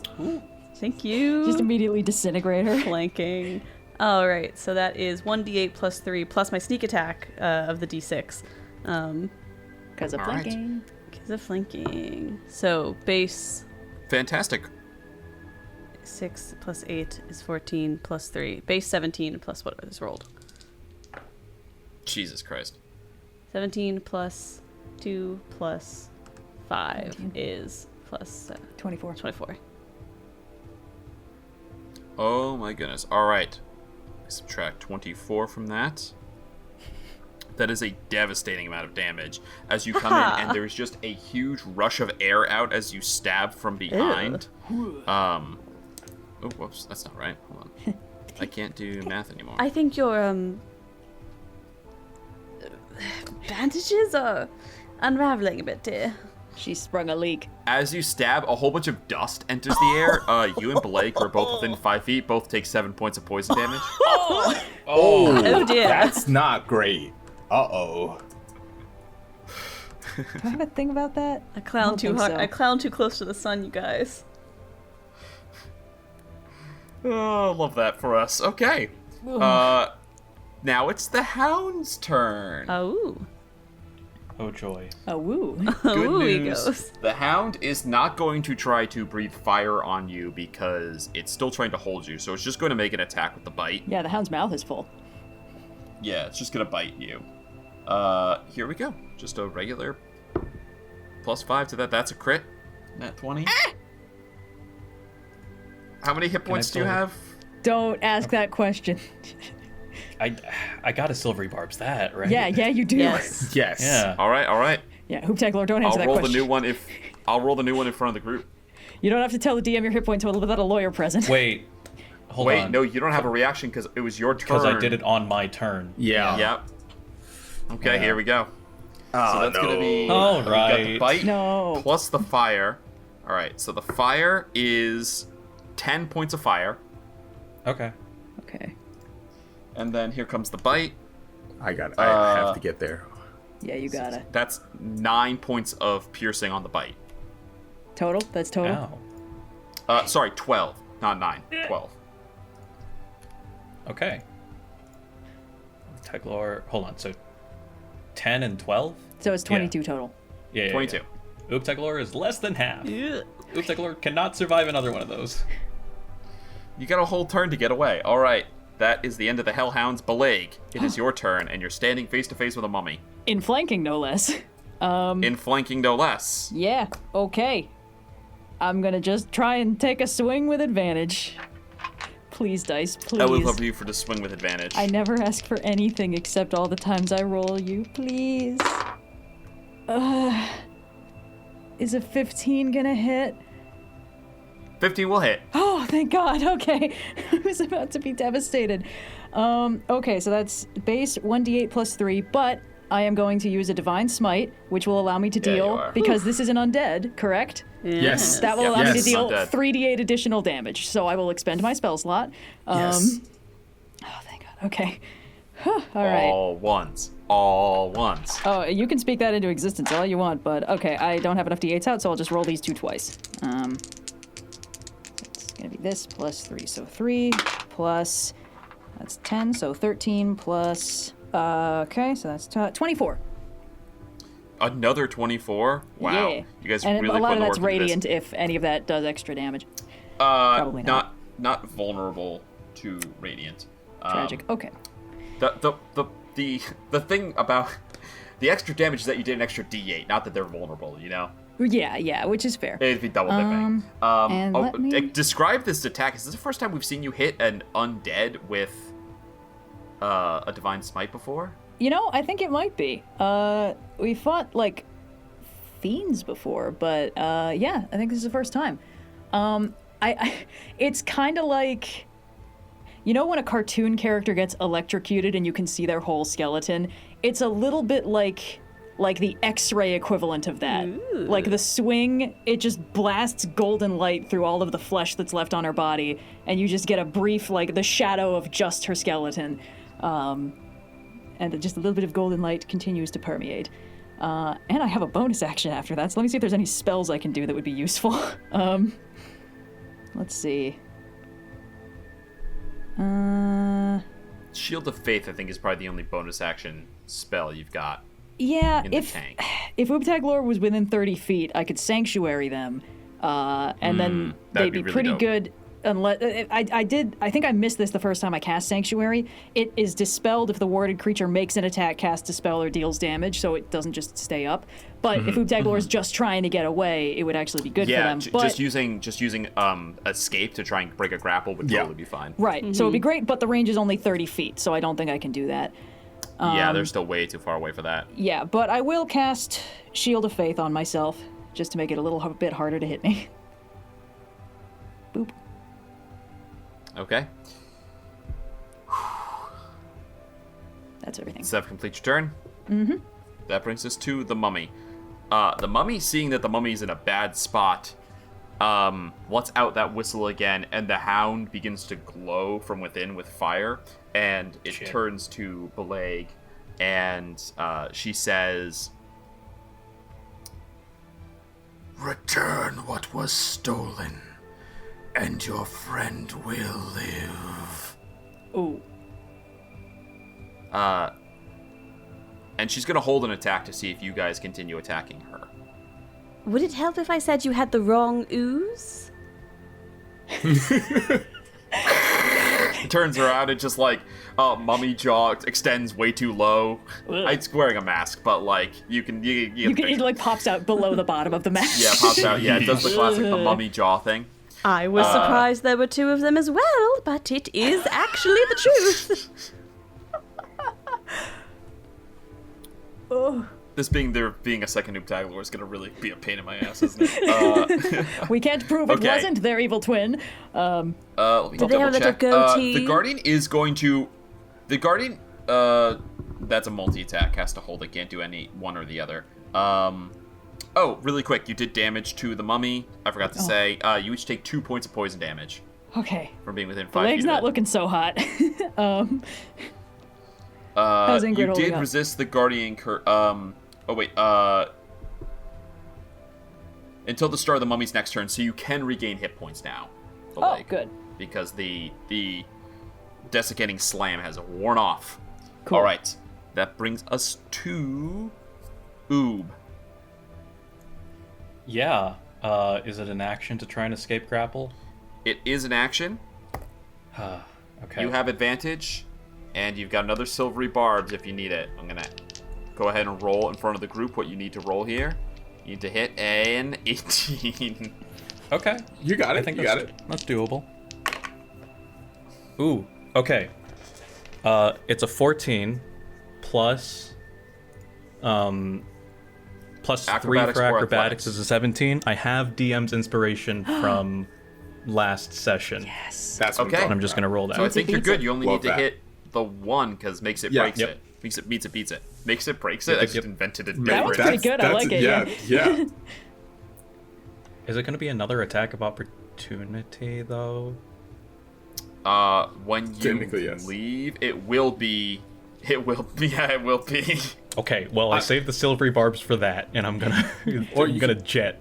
Tactical. Disengaged, I like it. right? Oh no, you used your I action. used my action. They're using their well. Noir is using their action. Yes. Yeah. Pronoun game. Pronoun game. All right, I'm gonna try and still go. All right, so you roll, you break free. Here we go. We're gonna roll. It's gonna be another bite. 1d20 plus 4. Here we go. Is this a thing that they? Oh, Christ! Is this a thing that they can still do? Like, it's not like they have to recharge their bite attack or something like that. No, a grapple attempt. They do not need to recharge. No. Yep. But they don't even have the thumbs, though. Okay, I mean, I'll try it. Silvery barbsing it, or? Well, first yeah, they let's can silvery roll. barbs it. Okay, silvery barbs. Here we go. 1d20 plus 4. All right. Let's see if the luck on roll 20 finally gives out. Oh. There we go. Okay. There we go. All right. You just beat a 9 You're now out of at it. advantage. You have permanent advantage. Oh for being hell slimy. yeah! 16 plus 9, or 16 Okay, plus 3 is 19. What? I was gonna be like, All right, you make it. You escape this time, blorp around the open maw, and just jet out of there. I assume the full 60? Yes. Okay. Am I within Bardic Inspiration range of anyone? What's Bardic Inspiration range? 60. Yeah, you're within range of everyone now. You actually pass Bileyg. Oh, sorry, you actually pass Evrard on the way over. I was gonna say. Okay. Where was I? Because it's 90 feet of open distance. Now, it's much harder to cross when you're walking, swimming. There's difficult terrain. But just flying, it's 90 feet even. So now you're within 30 feet of the shore, and Evrard is, like, underneath you. How high up is he? That's I'm like, how How high up are they? like, I flew like 30 feet up, something like that. Okay. But I was like going slanted, so I was utilizing the non-Euclidean geometry to still move 60 horizontally. Gotcha. Is that a thing I can do? Okay. Okay. Well, finally. I'm going to go ahead and inspire Bileyg. Yeah, you said that he was looking pretty rough. No one's shrewd like Bileyg, a cool dude like Bileyg. No one has such a liking for food like Bileyg. As a paladin, evil's eliminated. My, what a guy, that Bileyg. Oh. It's very kind of you. You continue to have my same taste in show tunes, Noir. I have to tip my hat to you. All right, that ends Oob's turn. Evrard, what would you like to do? The Hound is gonna take a long time to catch up with you guys. I'm especially good at the castigating. Correct. All right. Sorry, Evrard, but I just had to get out of there. That part just wasn't my scene. It's all right, man, mon ami. As long as you're doing all right, it's time for us to ditch the ditch. Okay. What's the quickest way for me to get out of here? I will, as an action, I will pull out the spell scroll of jump. Okay. I will cast it on myself. Okay. I guess, how deep am I standing in this sludge? I assume you're just standing like about waist deep. You'll be able to stick to the parts where you're not openly treading water. I kind of assume the ditch doesn't have a bottom; it just steadily gets denser. For the sake it can be hard to tell sometimes. This is one of the more like solid parts in terms. There's actually like kind of land masses in this part of the ditch. Okay, cool. In terms, I will sort of pull each leg out, get a good footing, and as a bonus action, I will hop 30 feet back towards the shore with one of my bunny hops. Okay. It's normally 10, Yeah. but jump triples the distance. Yeah, and then you have regular move too if you need. Oh, right. Yeah, the bunny hop is free compared It's free, to... yeah. You can fully make it back onto the shore at this point. Yeah, okay, yeah, fantastic. Yeah, and then I'll use the rest of my movement to get there. That's my turn. Woohoo! All right. That brings us to Ingrid. What would you like to do, Ingrid? First, I'm gonna attack this mummy with the curtain call. All right, go ahead. I don't know that this is going to actually hit. That's an 11. 11 will not. Okay. Because you attacked, she's gonna use her held action. Cool. And make 2 desiccating slams attacks against you, Ingrid. No, wait. That is a 14 to hit. That is my AC. Oh, damn. Ingrid's not within 5 feet of me, is she? Nope, she's on the other side. She's flanking. No, curse you flanking rules. That is 10 points of bludgeoning. Your speed is reduced by 10. You can't heal until the start of the mummy's next turn. Oh, no. Next attack, natural 1. That will miss. Okay. All right. Sadly, you don't deal any damage to her, so I don't get to roll my d8 to see how much poison damage I do to you guys. But I'm gonna bonus action disengage and run and hide behind Bileyg. Okay, sure. Just Fantastic. folded in half behind this small man. Well, Hellhound is fucking out of this fight. Assuming you can end this within 4 rounds, the Hellhound is fucking done. The Hellhound is So done. we're just gonna Paddling its skip way to shore. The Hellhound. And Bileyg, is there anything you would like to do? You see now that the shape of this battle has really changed. Yeah. Yeah. I will. You know what? Yeah, I'll do a little Hail Mary. I want to use my 1 channel divinity to attempt to turn the unholy on this mummy. Okay. Whew. What is your DC? The DC for that is only 13. It's a DC 13 wisdom save. Disney 13? DC Disney 13? 13. All right, I'm gonna roll in front of the group. This guy is only rolling this mummy's only rolling with a +2. Okay, 50-50. So here we go. We got about 50-50. Oh. That is a total of 9. So please read what turn does. Okay. So, this is the first time this has worked. A turned creature must spend its turns trying to move as far away from you as it can, and it can't willingly move to a space within 30 feet of you. It also can't take reactions. For its action, it can only use the dash action or try to escape from an effect that prevents it from moving. If there's nowhere to move, the creature can use the dodge action. All right. It is going to... Yeah, it's fucked. Is there anything else? That's your action. Is there anything else you'd like to do? No, I think I'm about covered. Just kind of making sure the shield's up in front of Ingrid. She is going to flee and dash into the water. Now, you can take an attack of opportunity if you'd like. I don't know if that'll break. Does taking damage break the turn? Don't think yes. so. On a failure, it is turned for 1 minute or until it takes damage. Oh, okay. Gotcha. So, you could try to you could take a free attack of opportunity if you want to try to kill it, or you can just let her go. I'm letting her go. It's our signature move for these bad guys for this campaign. I think we're gonna have to howls take care of her. Returns and retreats into the water. She lets out a whistle. She does, and she's basically gonna let the Hellhound know to also get out of dodge. Whew. You guys watch as Bileyg, small as he is, just exudes this aura paladin, like warm light, starts to radiate out. The water kind of ripples at the edge as just like scum is pushed away, and the mummy, like almost seems to shrink from the holy light, and yeah, I don't think he's not a very talkative character. Instead, is just going to flee into the water, ring wraith on fire style. Like, it was totally cool and badass when she got up out of the water, just like a corpse of rising out. Instead, now it's like the like flailing arms kind of thing off into the water, totally disappears, like sinks to the bottom, and it's just like running underneath there. You lose sight, but disappears from view, and the hound is going to turn, kind of lets out a little whimper, turns tail, and runs. All right. Wow. How long does this turn last? Only a minute. So we might want to get this. But the mummy's gonna get really far away in a minute. Yeah, because she has to take the dash action. She basically has to get as far away from me as she possibly can.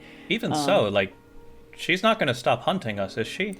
Well, she's probably not gonna stop hunting the scroll, and that's gonna stop being our problem as soon as we deliver goods as promised. To the fortune's wheel. Have we determined that is what we want to do? Well, that's the question, I suppose. She indicated that she'd leave us alone if we returned what was stolen to her. And not knowing what's inside the case, I'm not sure we can necessarily know who it's better to be in the hands of. She doesn't really seem to be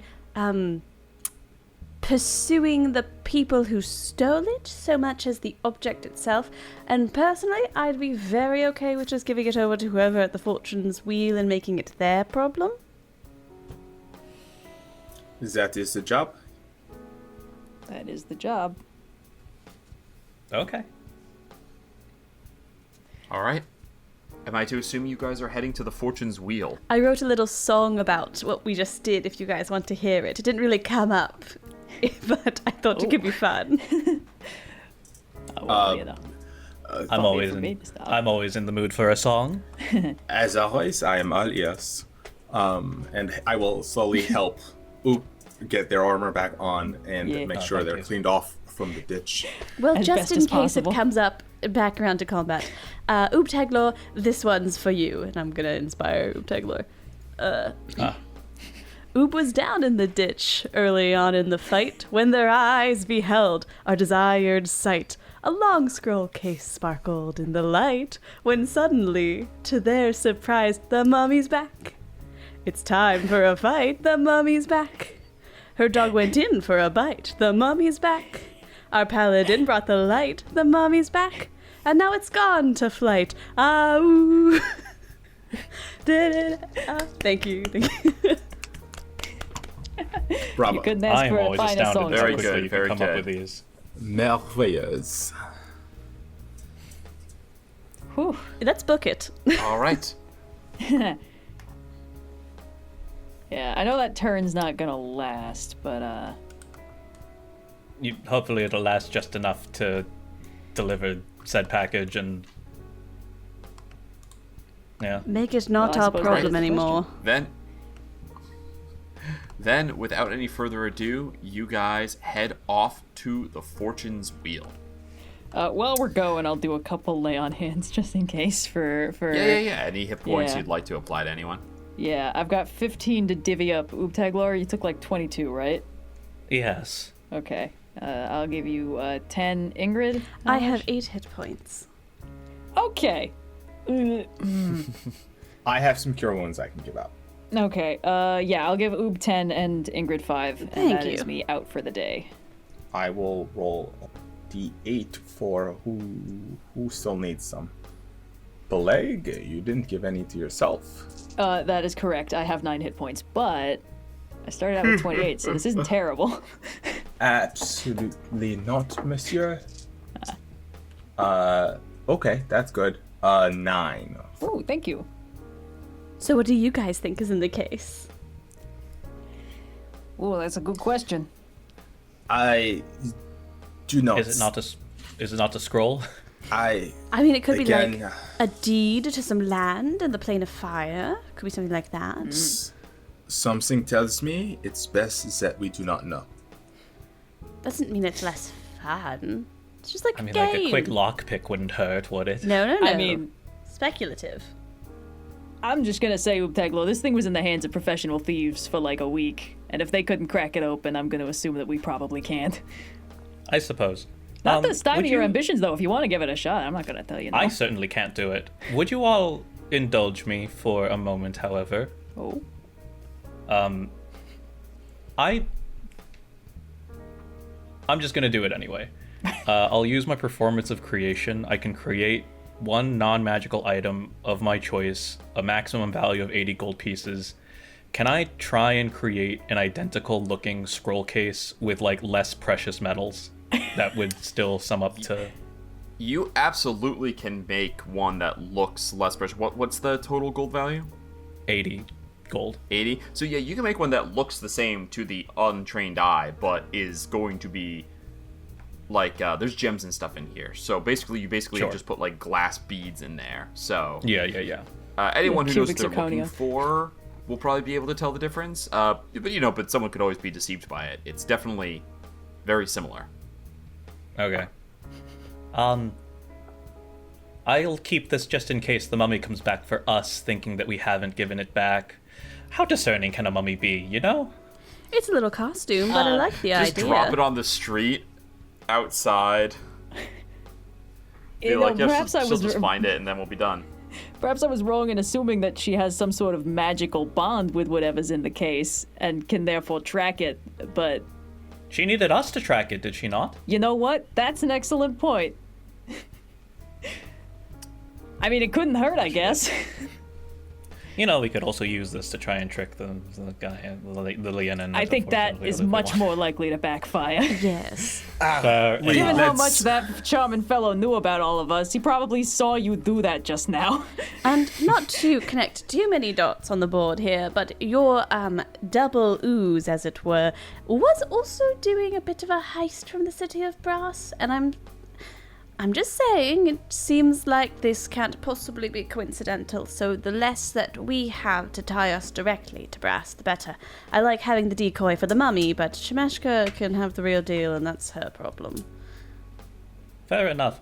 I mean, perhaps the City of Brass is just a highly robbable place. It seems opulent enough, certainly. I just can't imagine why all these people keep going there. It sounds so hot. You know, I've heard they have really fantastic sports teams and art installations and whatnot, you know. There's The people aren't great, though. the birds. I mean, they do great. They do wonderful things. Go, you Did you say there's the birds? No, Go birds. we're done with this bit before this goes any further. All right, you guys arrive at the Fortune's Wheel. The shining opulence of Fortune's Wheel is apparent even in these hours, as the first of the patrons begin to kind of wander in before it's become fully dark and the whole show has started to be put on. You see there's still a beautiful opulence to it. You present, I assume, the token to the bouncer, who is replaced by someone else and leads you in. A familiar sight to Oobtaglor, who's been here before, and any who may have already visited. The fine dining area with the dragon-headed bar, the glistening fountain of endlessly flowing gold coins, the expansive hall of tables, slot lodrons, and the famed wheel itself as you enter the true casino. Then you are brought upstairs. There is a door off the casino that is completely invisible to you, that the bouncer pushes open and opens up off the floor. You walk up a spiral staircase into a kind of waiting room that has a balcony that overlooks the casino. There's like plush couches and table around. You see the bouncer, the other guy's a bard. You see the bouncer motions for you to sit. He goes through a door and comes back a few moments later with the Leonin that you met earlier today, Valerio. Valerio enters. I see that you have already returned. I might take it that you have succeeded, or are you looking to perhaps request more aid? No. That is the look of victory upon your faces, I see. Just like three of the most beat up people you can see. Like, Yeah. yes, Bruises, we've got poison, your mummy precious dust. scroll case for you. I'll go and present the actual scroll case. Quite the tale The you other one had just on. visibly Examines it. floating inside Oobtaglor's body. Takes it, gives it a little rattle, like it's a present on Christmas morning, and then smiles, stashes it away in their belt behind their back. Excellent. And the people who were involved with the theft, what has become of them? Taken care Taken of. care of. And I show the uniform, the bloodied uniform. Put it out in front of him. Okay, make a deception check at advantage. That's a good Chekhov's gun. Ooh, I didn't clock That's that. Wally. That was incredibly clever. yes, Wally. Oh, swap the 18. uniforms. It'll make you more inconspicuous. And also, It's a natural 18 plus 8, 26. 26. Good insight, but not a 26. Extremely well done. I was curious how that was gonna go, because not for nothing, this dude is good at finding things out. He No, takes really? the uniform, smiles, gives it a sniff actually, and smiles and says, "Very well done. This is indeed them. I thought, well, no need to throw around conjecture. Now that we are concluded, I think that the only thing left to do is business. Payment, I should say. We left that open and vague. What would you like?" Well, I don't want to speak for everyone, but for my part, I'd like coin, although, Evrard, you wanted a favor. Perhaps we can go member by member. We are something of a collective rather than individual. He will turn. What would you like to know? I am looking for information around a particular job that went sour involving an individual known as the Grexit. Doesn't everyone want to know about her? Yes, in the wind, as she often is. But I happen to know the job you're speaking of. If you would like to know more detail, he produces the folder from his satchel and says, "I could provide you with someone who has more intimate knowledge of the offense, if you would like." That is all I would like. The proceedings that were following your crime were attended by a representative of the legal systems of Sigil, such as they are. You should seek out the lawyer called... I start to get Russian there. Italian. You should seek out the lawyer called Ledger at the High Courts if you wish to learn more. Ledger. And Ledger is LDGR. Yes. Okay. Sick. All right. For the rest of you, is there any information that I could give, or would you just like coin payment? 1,000 platinum. Platinum it is. You see, produces. I have to do conversions by. 1 platinum is 10 gold pieces, correct? Yep. Yes. All right. Produces 50 platinum for Oobtaglor, and 50 platinum for anyone else who would like to just partake in gold. If anyone else has information or anything that they would like to know, they can also ask Valerio. Yeah. Bileyg just sitting awkwardly on a couch. Valerio's handing out coins, and then you say the yeah, and he just stops and slowly turns his head towards you with a little bit of a smile. Well, a gentleman as well informed as yourself, I'm sure, is at least passingly aware of the circumstances of my arrival in this fair city. In fact, I'd say it's quite possible. Sorry that your encounters with the hag went so terribly, but well, sometimes you have to learn the hard way. Yeah, especially in this place. Well, I don't want to assume, but I think it's certainly possible that you might know a little bit more about what went down than I do, seeing as I'm quite in the dark about, well, I hardly even know what questions to ask, but... The questions to ask are indeed difficult. Perhaps I will say, I know that the circumstances that brought you here are perhaps still unknown. I hear many things. I have good ears. I have good friends, but not many that are that high on Mount Celestia. I have not heard the exact circumstances that specifically led you here, more of what has happened since you have arrived. But I know that you have difficulty returning. Perhaps you would be interested in finding a shorter route home? Oh, well, if you'd asked me that question a year or two ago, sir, I think I would have had a very different answer for you, but, the work I'm doing here is very significant. I'm a little bit more concerned about how it happened and to make sure it doesn't happen again. So, if you happen to know anything about strange portals forming in Venya and such layers, I'd certainly be delighted to hear it. But if not, I'll continue my own investigation. Please, I would hardly leave a debt unpaid, and we have a debt here. The information you wish to seek. He pulls out the folder. He says, "The portal that brought you here was not a permanent portal. Rather, it was opened by something or someone. The exact nature of this I do not know, but..." Closes the folder. "I'll do an investigation, and whatever I may learn in these next days, I will have sent to you, that you may also learn. And then we shall be square." That's awful kind of you, sir. Thank you very much. And for your fearless leader, Miss Ingrid Starling, what may I provide to you? Oh, I'll take the cash, darling. Indeed, indeed. I'm sorry, Laurel Lockwood? You don't want to know anything about that? I don't know. He's been missing for a while. It's not like it's going to be. He's not coming back. Why would a detective want to investigate a missing disappearance? I've been You're paying not beating the rent. the Ingrid murdered this guy allegations on the Discord.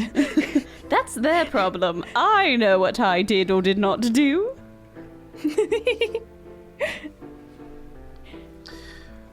All right.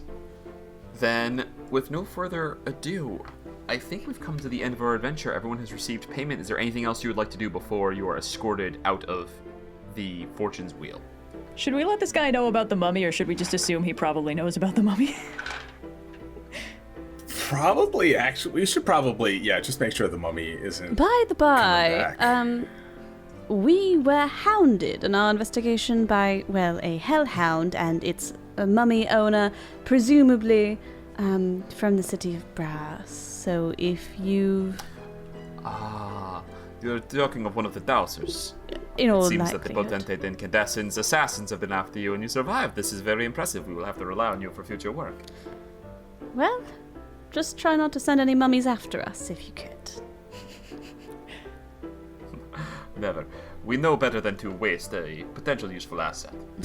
There's only room in this outfit for one old lady, and I'd like to hold that space down. All right. Does anyone have any follow-up questions or want to take a round at the slots or something? I would like a nice, I strong legitimately cup of would like to try the wheel again. Wheel. Try the wheel? Alright, let me get the, Oh boy, let me get here the we rules go. for the wheel again. We want to get good grade at wheel. I don't have the- Let's go. I I can't don't remember have the which book boon it's from in. last time, so I gotta work my way up level by level. Yes. Alright. I want to get the opportunity to roll an insight check at this place. Just a wild one, just for funsies. You want to roll an insight check on this dude? No, just on this place. Oh, okay. Yeah, I mean, what are you trying to find out? This is probably the longest amount of time Bileyg has ever spent in a casino, ever. I think he's learning a lot about how people work Bileyg, honey, in certain contexts. Just to make sure that you only ever bet what you're willing to lose, okay? Oh, that's very kind of you, ma'am, but I don't think I'll be participating in that part of the process. I got if you 50 platinum and I'm gonna lose it all. Oobtaglor, no. Leans in and be like, let Oobtaglor be a cautionary tale about what you should and should not do. I don't want to tell them how to spend their money, but like... For that matter, actually, what I'm actually gonna do is I'll give 15 platinum to Bileyg and Evrard. Oh. That is very kind of you. You don't have to do that. It's just gonna sit on my shelf somewhere. Well, you never know. Plus, I feel bad about you guys not having any money. Plus, Evrard gave away all his money. That is true, actually. is- Yeah, Evrard needs this more than me. It is 50 gold pieces to spin the Fortune's Wheel. Let's fucking go. Oh, so you can do this Alright. a lot And you're of only allowed to times. spin it once a day. Oh. Yeah. So you can't just like make a fortune and come here and blow it all at once. Alright. So go ahead and mark off your 50 to get your appropriate razor leaves and then roll me 1d10. Come on, baby. 0, 0, 0, 0.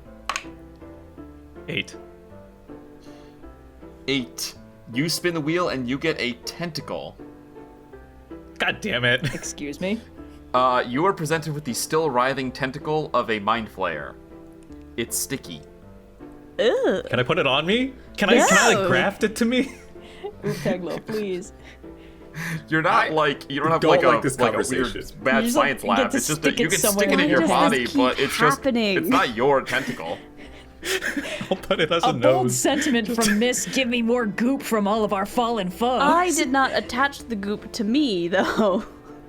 I suppose so. Finbar was the one who wear it like a attached the piece trunk. of mind flayer to himself. That's true. That is a thing that happened.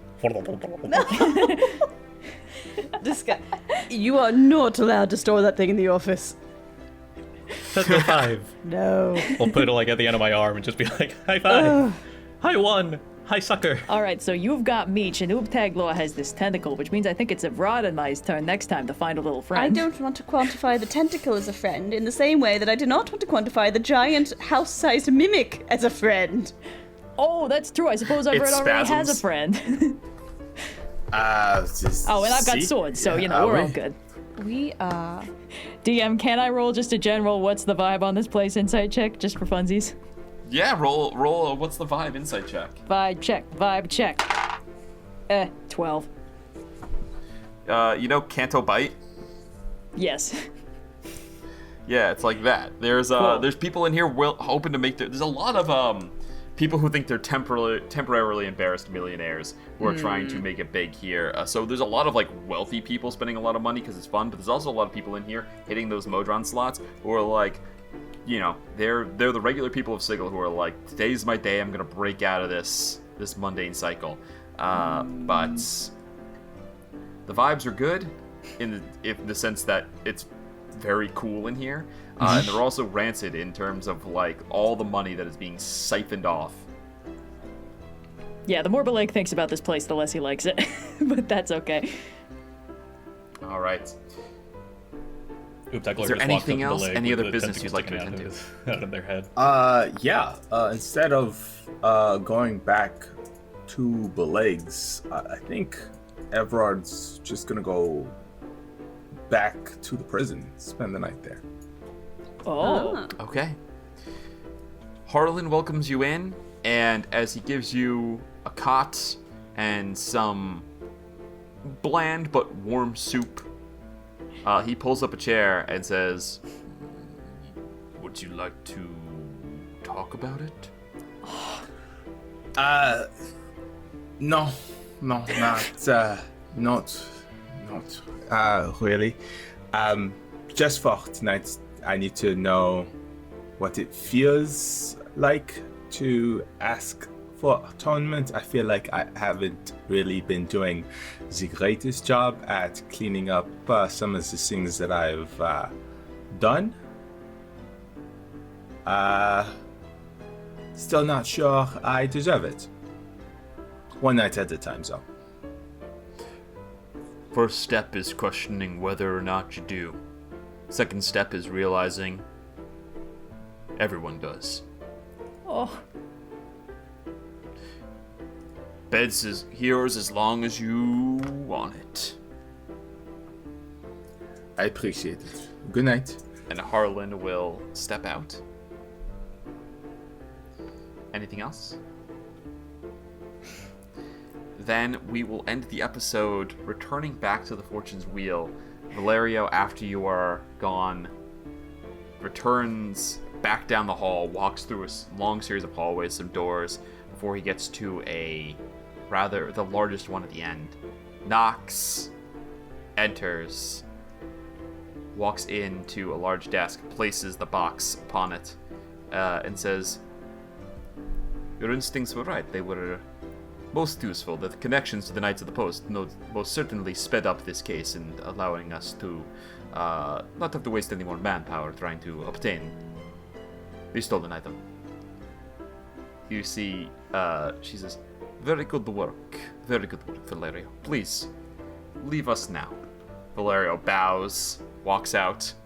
She picks up the case, shakes it, places it back down the table, turns to the dark corner where we see Oobtaglor scope in, and she says, "One down, 6 to go. You're up." Holy shit. You know what this means? Yeah. You know what this means? We're gonna visit our favorite junk heap mechanic. Oh shit, I forgot. Yeah. Oh, Where do you think they got this one from? Oh, he just sold it immediately? I guess that makes sense. It's been 2 years. Yeah. All right, with that, we are going to end the episode. We will catch you here next time for Campaign 2, Season 1, Episode 9 of Open and Shut Cases. See you then. Amazing. Adios.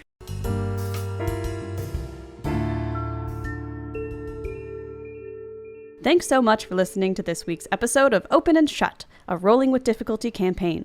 We'll be back next week with another thrilling mystery, but if you miss us before then, check out Rolling with Difficulty on social media and check out our Discord server for fun fan conversations. You can also email us at rollwithdifficulty@gmail.com with any questions, comments, or concerns.